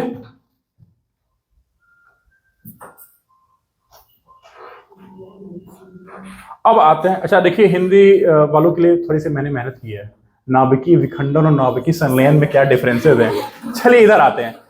हाँ, अब देखो न्यूक्लियर फिजन और फ्यूजन को डिस्कस कर लेते हैं। बहुत लोग कंफ्यूज होते हैं फिजन और फ्यूजन में, तो कुछ नहीं, फ्यूज का मतलब मिलना, फिस का मतलब अलग होना, बस ये समझ लो दिमाग में। फिस का मतलब अलग होना, फ्यूज का मतलब मिलना, ठीक है? अब देखो यहां पे एक न्यूट्रॉन का कोलिजन किया गया, बम्बार्ड किया गया, ठीक? तो यहां से देखो छोटे छोटे लाइटर एलिमेंट्स निकले, पर न्यूट्रॉन्स भी निकले, और फिर वो अलग होते गए। अच्छा, ये फ्यूजन नहीं है, ये फिजन है। तो जो यूरेनियम के साथ हो रहा है वो क्या होगा? फिजन होगा। तो वहां पे एनर्जी निकल रही है, तो ये न्यूक्लियर फिजन का है। अब देखो फ्यूजन में क्या हो रहा है। अभी में कौन सा एलिमेंट है उस पर हम नहीं जाएंगे, अभी बस आपको एक आर्टिस्टिक रिप्रेजेंटेशन है कि हाँ ये कोई है, इसमें न्यूट्रॉन बम्बार्ड हुआ, फिर न्यूट्रॉन निकला, फिर वो बम्बार्ड हुआ, फिर न्यूट्रॉन निकला, फिर वो ऐसे ही वो आगे बढ़ता जाता है। फ्यूजन में क्या होता है, ये वाली फोटो दिख रही है कि नहीं? 2 न्यूक्लियाई आके जुड़ जाते हैं बस, और जब ऐसे जुड़ते हैं तो उसके वजह से एक और एनर्जी का क्या होता है, फॉर्मेशन होता है। तो एक तरीके से देखो तो यहां भी एनर्जी का फॉर्मेशन हो रहा है, अब यहाँ पे एनर्जी का फॉर्मेशन हो रहा है। अगर मैं आपसे पूछूं बस इस फोटो को देख के बताओ ज्यादा एनर्जी कहाँ निकल सकती है, यहाँ की यहाँ, मतलब दो अगर मिलेंगे तो वहां एनर्जी निकलनी चाहिए कि जब दो अलग होंगे वहां एनर्जी निकलनी चाहिए? अलग होंगे। Very good. फ्यूजन में क्यों? मिलने के लिए तो एक बात तो याद रखो, जब कोई चीज मिलाते हो तो वहां भी बहुत एनर्जी चाहिए भी, ये बात तो है ना।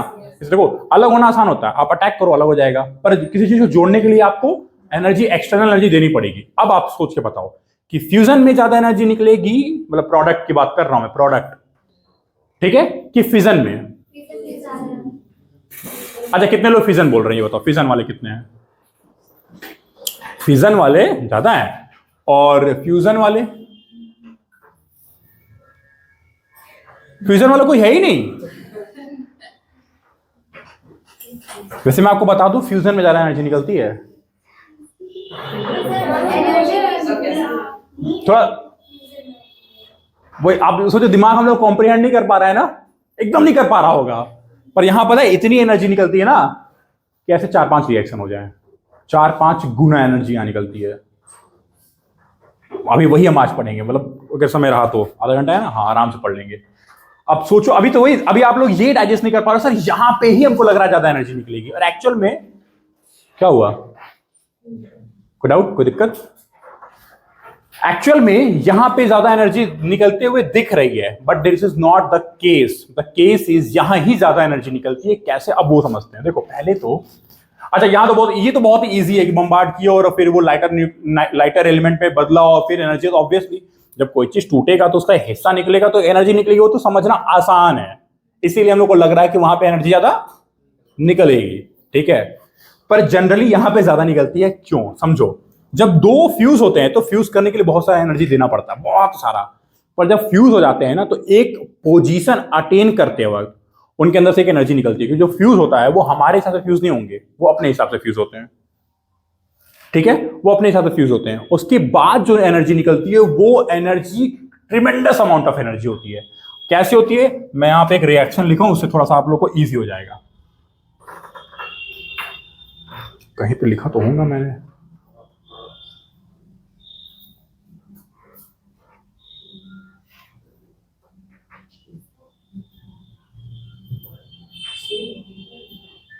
हाँ देखो ये रिएक्शन दिख नहीं रहा है,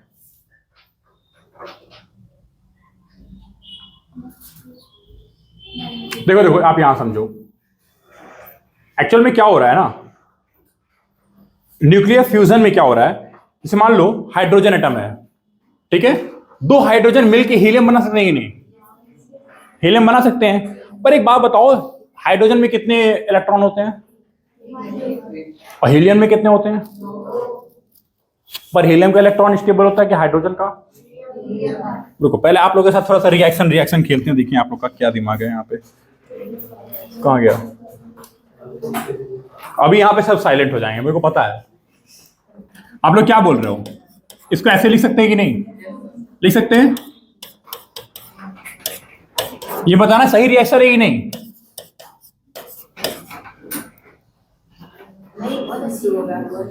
क्यों? 1-1 जोड़ के यहां कर दिया, 1-1 जोड़ के यहां कर दिया, क्या गलत? क्या है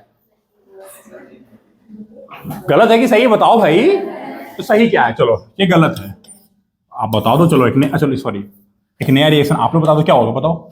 अगर एक हाइड्रोजन दूसरे हाइड्रोजन से जुड़ता है तो जुड़ सकता है कि नहीं? मैंने एनर्जी देके, मान लो मैंने एक एनर्जी दे दिया यहाँ पे, क्या हो सकता है, कोई बताएगा?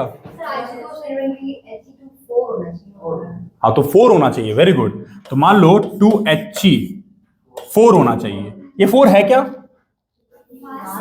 हाँ अरे एटॉमिक मास है तो बेसिकली ये है ना,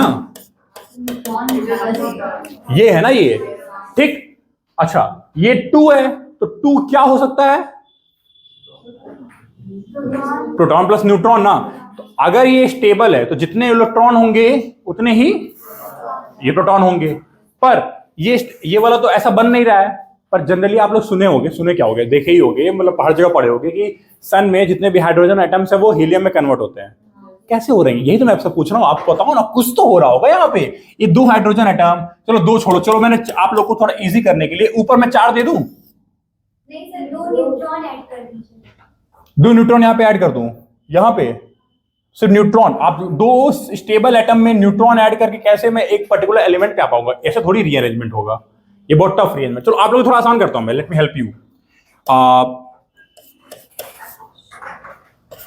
अभी ठीक है, मतलब ऐसे ना लिख के मैं H1 plus H1 plus H1 plus H1 लिखूंगा, अभी ठीक है। फिर ये हो जाएगा कुछ, अब तो ऊपर 4 अटेंड कर लोगे ना, अब कुछ निकला, यहां से निकाल दो, क्या निकाल सकते हो इसको इक्विलिब्रियम बनाने के लिए? चलो पहले थोड़ी सी इसकी इलेक्ट्रॉनिक कॉन्फ़िगरेशन बनाते हैं। इलेक्ट्रॉनिक कॉन्फ़िगरेशन पता है ना आप लोगों को? अच्छा चलो इसका थोड़ा सा एक एसपीडीएफ KLMN जो बनाते हो आप लोग, बनाते हैं कैसे होता है आप ही लोग को बताना, मैं गलत बनाऊंगा, आप लोगों को सही करना है। तो सेंटर में क्या क्या रहेगा बताओ? प्रोटॉन कितने बताओ, नंबर बताओ, लिखना थोड़ी है मुझको। Proton equal to how much, और neutron equal to how much, और इलेक्ट्रॉन कितने रहेंगे?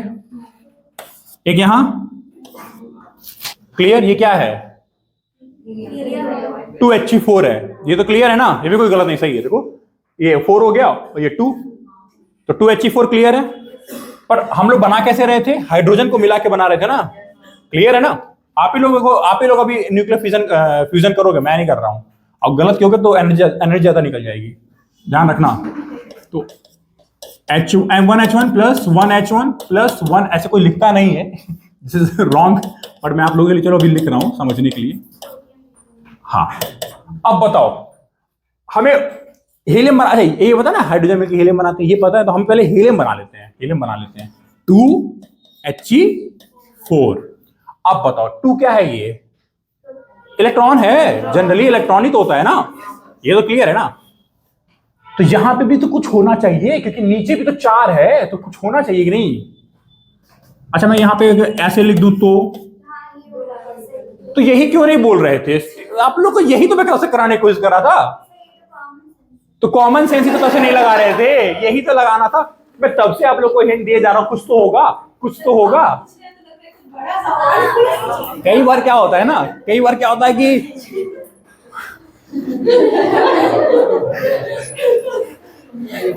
शेर आया और आया वही, तो ऐसा नहीं है। मैं बहुत बेसिक, मैं पूछ रहा था कुछ बैलेंस तो करो, आप लोग एक्चुअली बैलेंस करा रहा था। इलेक्ट्रॉन निकाल रहे हो ना, अब देखो यही जो 2 इलेक्ट्रॉन निकल रहा है, दैट इज दी एक्चुअली में यही बहुत बड़ा सोर्स ऑफ एनर्जी हो जाता है। और उसके बाद रुक जाओ, कहां गया वो पेज?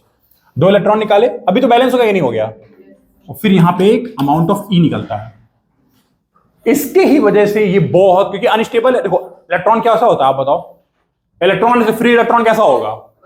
काफी अनस्टेबल होगा ना, वो तो वैसे भी वैलेंस इलेक्ट्रॉन इतना अनस्टेबल होता, फ्री इलेक्ट्रॉन कैसा होगा? काफी अनस्टेबल होगा। तो आप सोचो ना कितनी ज्यादा एनर्जी होगी, आप इमेजिन नहीं कर सकते हो। न्यूट्रॉन तब भी एक स्टेबल फॉर्म में एक फंडामेंटल पार्टिकल मान सकते हैं, पर इलेक्ट्रॉन को कभी नहीं मान सकता है कोई, क्योंकि इलेक्ट्रॉन को काम ही इसको जल्दी से जुड़ के स्टेबिलिटी लेना, और ऑलरेडी अनस्टेबल, और एक नहीं 2, और ऐसा तो है नहीं कि वहां पे 4 ही इलेक्ट्रॉन हाइड्रोजन एटम है सन पे। अब आप सोचो कि फ्यूजन की क्या एनर्जी, सॉरी फ्यूजन की क्या एनर्जी होगी। इसीलिए कई बार हमारा दिमाग ना कॉम्प्रिहेंड नहीं कर पाता इन चीजों को। इवन मेरे साथ भी यही था, ऐसा नहीं कि मैं डे 1 पे कॉम्प्रिहेंड कर लिया था, नहीं मुझको पता है कि हमेशा से फ्यूजन ही ज्यादा एनर्जी, नहीं, मैं भी फ्यूजन पे ही मानता था। पर जब आप इन चीजों को थोड़ा सा ऐसे सोचोगे, मैंने कहीं लिखा तो होगा, रिएक्शन दिख नहीं रहा, पता नहीं क्यों लिखा तो मैंने होगा, ये क्वेश्चन है ये तो। अच्छा ये कट गया है, यहाँ पे है, हाँ देखो 4H1 तो आपका He निकला, 2 इलेक्ट्रॉन निकला ना यहाँ पे, यही तो आप लोग से स्टेबल करा रहा था। और फिर देखो अब यहां पे एक चीज बताओ, ये 2 ये पॉजिट्रॉन बोलते हैं ना, इसको क्या बोलते हैं?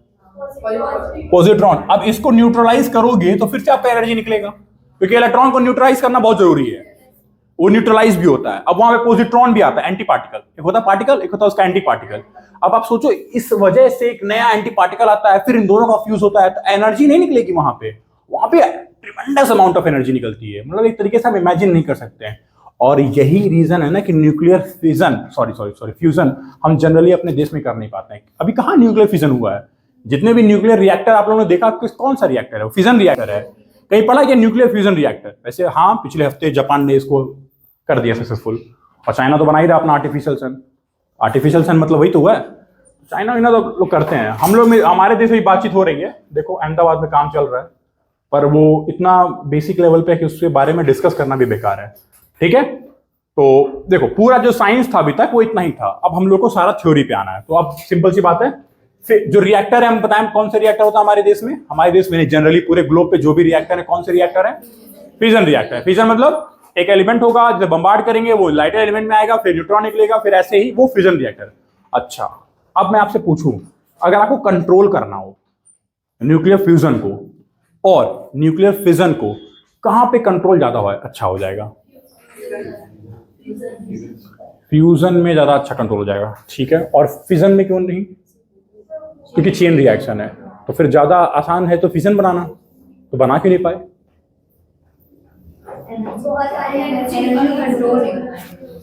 एक्चुअल में सर ज्यादा आसान दिख रहा है कंट्रोल करना फ्यूजन है, पर उसका जो प्रोडक्ट होगा वो इतनी ज्यादा, उसको कंट्रोल करना टफ है। उसकी एनर्जी इतनी ज्यादा सन बराबर एनर्जी बन जाएगी इस रूम में ही, अगर ऐसा हो जाता है तो। आप समझ रहे हो ना? तो इसलिए ऐसा हो नहीं पाया। अच्छा एक फिजन रिएक्टर में कुछ कंपोनेंट्स, हम लोग कल लॉन्च व्हीकल पढ़े तो क्या कंपोनेंट था लॉन्च व्हीकल में? 4 बेसिक कंपोनेंट। एक इंजन चाहिए चलने के लिए, फिर एक कमांड सेंटर होना चाहिए उसको मैनेज करने के लिए, एक उसमें प्रोपेलेंट फ्यूल चाहिए, और एक क्या था? पेलोड, क्योंकि उसको नहीं डालेंगे तो क्या ही फायदा है लॉन्च व्हीकल बनाने के लिए। तो रिएक्टर में भी कुछ बेसिक चीजें चाहिए होती है। क्या चाहिए होती है? एक फिजाइल मटेरियल। फिजाइल मटेरियल वो मटेरियल होता है जो फिजन करने योग्य हो। क्लियर? जिसे हम लोग बोलते हैं ना oxygen is a combustible element, वैसा बोलते हैं ना, मतलब वो ऐसा एलिमेंट है जहां पे कंबसन करने योग्य होता है वो। क्लियर? तो ये फिजाइल मटेरियल है। तो कौन कौन से यहां पे एग्जांपल मैंने लिखे हैं? यूरेनियम 235, 233। अच्छा ये 233 और 235 आइसोटोप्स हैं, वेरी गुड। और प्लूटोनियम भी है 239। तो मतलब ऐसे बहुत सारे एग्जांपल्स हैं। यूज हम लोग जनरली यूरेनियम करते हैं। पूरा दुनिया में मार किस चीज का है, लड़ाई झगड़ा किस चीज का है? यूरेनियम का ही तो है। न्यूक्लियर प्लोरिफिकेशन जो ट्रीटी है एनपीटी, वो किसके बेस पे है? यूरेनियम भी। भारत आज भी ऑस्ट्रेलिया और कनाडा के सामने हाथ अगर फैला रहा है, अगर तो किसके लिए फैला रहा है? यूरेनियम के लिए, वरना भारत को नहीं चिंता इन सबकी, क्यों हमारे पास यूरेनियम नहीं है। मतलब कुछ जगहों पे है, पर वो क्या बोलते हैं, सीबीए मतलब कॉस्ट बेनिफिट एनालिसिस, मतलब आपको जब माइन करके निकालोगे ना तो इतना कम मिलेगा कि माइनिंग में आपका करोड़ों रुपए खर्च हो जाएगा, पर उससे कुछ निकाल के नहीं पाओगे। शुद्ध यूरेनियम कनाडा के पास है और ऑस्ट्रेलिया के पास है। तो कनाडा अभी रिजर्व रखा है, प्रोड्यूस नहीं कर रहा है। इनके पास रिजर्व भी है और प्रोड्यूस भी कर रहे हैं। और अमेरिका और चाइना के पास तो है ही है। इतना आप खुद देखो ना, इतना बड़ा लैंड है तो होगा ही। हमारा छोटा सा लैंड है, इतने भी इतना ज्यादा फिजियोग्राफिकल चेंजेस हैं, यूनिफॉर्मिटी नहीं है ना हमारे लैंड में। कहाँ है यूनिफॉर्मिटी? अच्छा इसीलिए ये बेहतर भी है एक तरीके से, हमारे पास सब कुछ है, पर सब कुछ थोड़ा थोड़ा है। ये भी एक थोरियम के थ्रू हम कोशिश कर रहे हैं। अच्छा थोरियम कहाँ? अच्छा थोरियम पे एक प्रीवियस ईयर सवाल भी आ चुका है, गेस थोरियम पे प्रीवियस सवाल आया था, बहुत ही इजी सवाल था वैसे वो। थोरियम हमारे देश में बहुत होता है, बालू मिल जाता है, हाँ, पर फिर वही वाली बात है, उसको फिर साफ करना, उसको एनरिच करना इज वेरी टफ। अभी हम पढ़ेंगे पूरा। चलो अभी हम शुरुआत से शुरू करते हैं। फिजन कराने के लिए क्या चाहिए आपको? एक फिजाइल मटेरियल, एकदम शुरुआत से शुरू। मटेरियल मिल गया हमको, क्या मिल गया? यूरेनियम 235 या यूरेनियम 233 या प्लूटोनियम 239। ठीक है, थोरियम भी लिख सकते हो, पर ठीक है। एक हमें मॉडरेटर चाहिए। अगेन सवाल मेरा वही था कि सर इतने ज्यादा न्यूट्रॉन निकल रहे हैं कि उसको भी तो कंट्रोल करना होगा, वरना फिर वही वाली बात है, हमने एक बार रिएक्शन कर दिया रुकेगा ही नहीं। तो हमें मॉडरेटर चाहिए। क्यों? It slows down speed of, क्योंकि न्यूट्रॉन को ही तो कम करना है, क्योंकि पहला न्यूट्रॉन तो हमने दिया, उसके बाद के सारे न्यूट्रॉन खुद निकाल रहा है, पर उसको कंज्यूम भी तो करना होगा ना। तो हम क्या करेंगे ना, यहाँ पे एक हरकत कर देते हैं। कहाँ पे? ये वाले पे। आप सोचो अगर एक काम हम ये कर दें कि ये वाला न्यूट्रॉन तो हमारा है, अब यहां पे हम समझ लो एक प्रकार से स्पॉन्ग टाइप का मान लो कोई मटेरियल हो, इमेजिन कर लो यहां पे एक स्पॉन्ग मटेरियल मैंने रख दिया, तो यहां पे जो एन है, मतलब सॉरी यहां रख दिया यहां पे, तो हमने ना क्या किया कि इसको और इसको सक कर लिया, एक बचेगा तो एक से फिर एक होगा, फिर वहां जो दो निकलेगा उसको भी हमने सक कर लिया, कैप्चर कर लिया एक तरीके से। तो अब देखोगे तो चेन रिएक्शन नहीं, कंट्रोल रिएक्शन है, मतलब ये लीनियर रिएक्शन हो गया। तो मॉडरेटर समझ रहे हो ना किस बात का होता है? वो चीजों को कंट्रोल, और सबसे इंपॉर्टेंट क्या है, न्यूट्रॉन को कंट्रोल नहीं करना है, बस कुछ नहीं, उसको स्पीड स्लो कर दो, इतनी स्लो हो। एक तो मैंने अभी आपको बताया कि सबसे बड़ा फोर्स कौन सा है? Nuclear, strong nuclear force. और न्यूट्रॉन अटैक कहां कर रहा है? Nuclear. तो उसकी स्पीड क्या होगी? मतलब एक तरीके से सोचो, सबसे ज्यादा फोर्स जहां पे है आप जाके वहीं अटैक कर रहे हो। मेरी बात तो समझ रहे हो ना? थोड़ा इमेजिन करो, सबसे ज्यादा फोर्स है और यहीं पे वो अटैक कर रहा है, और अटैक नहीं कर रहा है, डिसइंटीग्रेट कर रहा है। तो इसकी स्पीड कितनी होगी इस न्यूट्रॉन की? बहुत ही ज्यादा होगी। हमको ना कैप्चर भी नहीं करना है इस न्यूट्रॉन को, बस इसकी स्पीड स्लो कर देनी है। स्पीड स्लो होगी तो अंदर तक जा ही नहीं पाएगा, क्योंकि इसका फोर्स बहुत ज्यादा है। फोर्स बहुत ज्यादा है, इसकी स्पीड को हमको हल्का सा कम करना है। तो कैप्चर नहीं करना है न्यूट्रॉन, क्या करना है हमको? बस स्पीड ब्रेकर लगा देने हैं, ऑटोमेटिक वो धीरे हो जाएगा। ठीक है, चलो एकदम एक एक स्टेप को धीरे धीरे पढ़ेंगे, क्योंकि पता है एकदम प्रॉपर पहली बार यूपीएससी में ऐसा मैंने क्वेश्चन देखा था, स्टेप वाइज क्वेश्चन पूछ दिया था। तो अगर ऐसे क्वेश्चन पूछेगा तो फिर स्टेप वाइज पढ़ना पड़ता है। तो देखो मैंने यहां पे एक बनाया है कि it is slowing down the neutron, और जो स्लो न्यूट्रॉन है वो ज्यादा हो जाएंगे और फास्ट न्यूट्रॉन कम हो जाएंगे। तो अगर कम हो जाएंगे तो फिर इन रिएक्शन भी कम हो जाएगा। मैं कहता हूं अगर 3 निकल रहे हैं, 2 को हम स्लो कर दें, एक ही बचे, तो फिर एक ही आगे जाएगा। फिर वो 3 निकालेगा, फिर हम 2 को स्लो कर दें। समझ रहे हो ना? अगर मान लो कभी हमको ज्यादा बिजली पैदा करनी होगी तो हम क्या करेंगे? एक ही को स्लो करेंगे, 2 को। तो वो चीज है, मतलब आई कैन एटलीस्ट मैनेज किसके थ्रू? मॉडरेटर के थ्रू। ठीक है, अच्छा मॉडरेटर को होते क्या है? पानी सबसे बढ़िया मॉडरेटर है, या फिर D2O, ये भी पानी ही है पर आइसोटोप है किसका? वो हाइड्रोजन का, तो उसको ड्यूटेरियम डाइऑक्साइड बोलते हैं। ठीक है, डाई ड्यूटेरियम ऑक्साइड, सॉरी। और हैवी वाटर भी होता है। हैवी वाटर भी वाटर ही, बेसिकली पानी। अच्छा, सबसे इंपॉर्टेंट चीज जो पूरे रिएक्टर में सबसे इंपॉर्टेंट जो रोल होता है वो होता है कूलेंट का। अच्छा, कूलेंट जनरली हम लोग जीवन में, कूलेंट का नाम तो आप लोग सुना ही होगा। कूलेंट कभी सुना है वर्ड? कूलेंट वर्ड कहाँ इस्तेमाल करते हैं? कार में। Very good. क्यों इस्तेमाल करते हैं? कूल करने के लिए। अच्छा, कूल क्यों करना पड़ता है हमको गाड़ी में? बहुत ज्यादा हीट हो जाता है। और जनरली देखा करो, जब कोई चीज बहुत ज्यादा हीट हो जाती है, ठीक है, तो उसकी प्रोडक्टिविटी क्या हो जाती है? अगर ऐसा हो जाएगा फिर तो ये जो फोन वोन है, तो फिर मान लो गर्म होने पे और बढ़िया काम करने लगेंगे, है नहीं? तो उसकी प्रोडक्टिविटी क्या होती है? एफिशिएंसी। प्रोडक्टिविटी नहीं बोलूंगा मैं एक्चुअली में, efficiency. Productivity is a wrong word है। उसकी जो एफिशिएंसी होगी वो क्या हो जाएगी? ये तो क्लियर है ना अभी? तो हम वहीं से चलते हैं। तो कोई भी रॉकेट साइंस यहाँ नहीं है, मतलब कोई भी ऐसा बहुत टाइट साइंस नहीं है, सिंपल साइंस है। तो कूलेंट क्या है? ये इंश्योर करता है कि जो टेम्परेचर है किसका? कोर का, जहां पर रिएक्शन हो रहा है, कोर का, does not rise too much and it also transport heat energy away from reactor. Often moderator and coolant are same, that is D2O। मतलब समझो, जब रिएक्शन हो रहा है, मैं आप लोग को बार बार एक चीज बोल रहा हूं कि रिएक्शन में जो प्रोडक्ट निकल रहा है वो क्या निकल रहा है? ढेर सारी एनर्जी। कहां गया वो रिएक्शन? ढेर सारी एनर्जी। मतलब आप लोग इस रिएक्शन को दिमाग में लेके चलो, अगर हम पूरे टाइम में क्लास में डिस्कस करेंगे तो वो एनर्जी का टेम्परेचर, एनर्जी निकल रही है, लगातार निकल रही है, लगातार निकल रही है, तो टेम्परेचर क्या होगा उस पूरे रिएक्टर का? वो एक तरीके से जो thousands lakhs of degree centigrade हो सकता है कि नहीं सकता है? इतने में तो एक तरीके से कैटास्ट्रॉफी सकता है, पूरा ब्लास्ट कर सकता है, पूरा फर्नेस उड़ सकता है। ठीक, तो अब हमको क्या करना है? हमको उसको भी ठंडा करना है।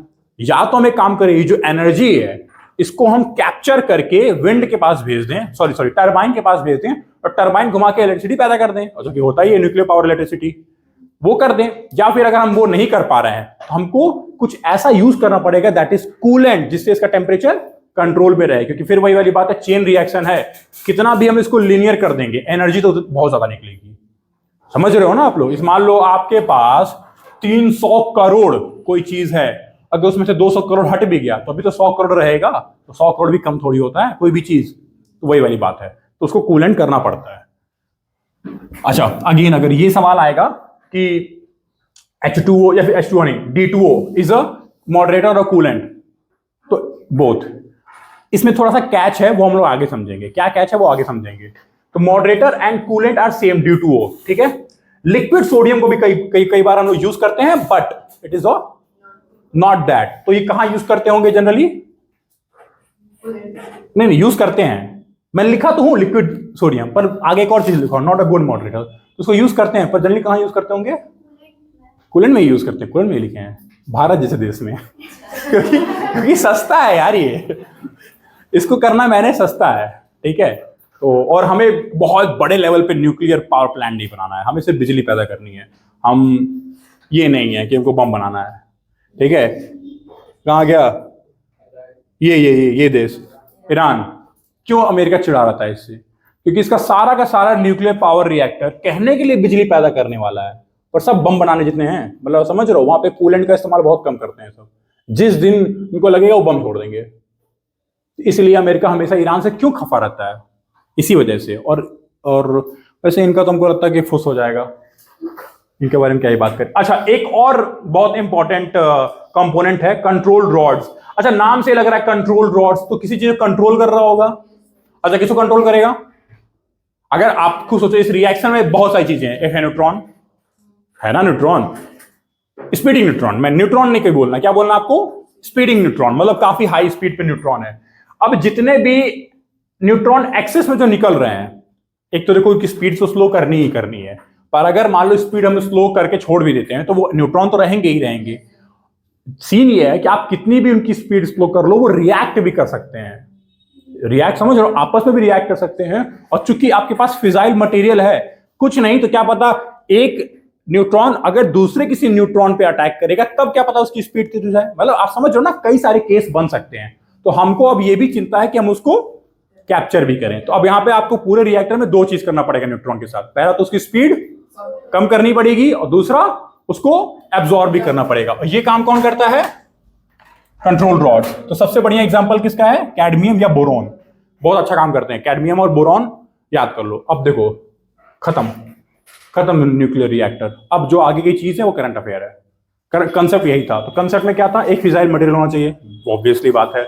एक मॉडरेटर होना चाहिए, अभी इसको मत पढ़ो। एक मॉडरेटर होना चाहिए, ऑब्वियसली बात है। क्यों मॉडरेटर? क्योंकि भैया स्पीडिंग न्यूट्रॉन है, उसको कम नहीं करोगे तो फिर वो चेन रिएक्शन बन जाएगा, उसको चेन रिएक्शन नहीं बनने देना है। कूलेंट होना बहुत जरूरी है। क्यों? क्योंकि एनर्जी वाला कंसेप्ट, इतनी ज्यादा एनर्जी हो जाएगी तो टेम्परेचर बहुत ज्यादा हो जाएगा, ठीक है। तो उसको भी कम करना है, क्योंकि फिर रिएक्टर ही पूरा ब्लास्ट कर जाएगा, पिघल जाएगा, बहुत दिक्कत हो जाएगी, कैटास्ट्रॉफी हो जाएगा। तो हो गया। अब सबका एग्जांपल याद कर लो। मॉडरेटर में H2O D2O हैवी वाटर, यहाँ पे क्या है? लिक्विड सोडियम और D2O ना, हाँ वही तो। यहाँ H2O नहीं है, कंफ्यूज मत होइएगा, ठीक है। D2O है यहाँ पे। अब आता है कंट्रोल रॉड। वो क्या करेगा? जो एक्सेस इलेक्ट्रॉन है, सॉरी न्यूट्रॉन है, जो कि इनको स्लो हम कर सकते हैं, उनको हम क्या कर लेंगे? एब्जॉर्ब कर लेंगे। और कई बार पता है क्या होता है कि स्पीडिंग इलेक्ट्रॉन को भी एब्जॉर्ब करते हैं। पूछो क्यों? कुछ इलेक्ट्रॉन इतने स्पीडिंग होते हैं, इतने ज्यादा स्पीडिंग हो जाते हैं कि वो स्लो होने के बाद भी ओवर स्पीड रहते हैं। मतलब आप मेरी बात को समझ रहे हो ना? मतलब ये जो D2O है कम करता है स्पीड, पर इतना कम नहीं कर पाता कि उसका इफेक्ट ना हो, जाके वो बम्बार्ड कर ही देता है। इसलिए हमको कंट्रोल रॉड भी, मतलब वही बात है, एक ही बैकअप का बैकअप, मतलब हमको सुपर श्योर होना पड़ेगा, क्योंकि ये छोटी मोटी चीज नहीं है, ठीक है। अब आते हैं इस पे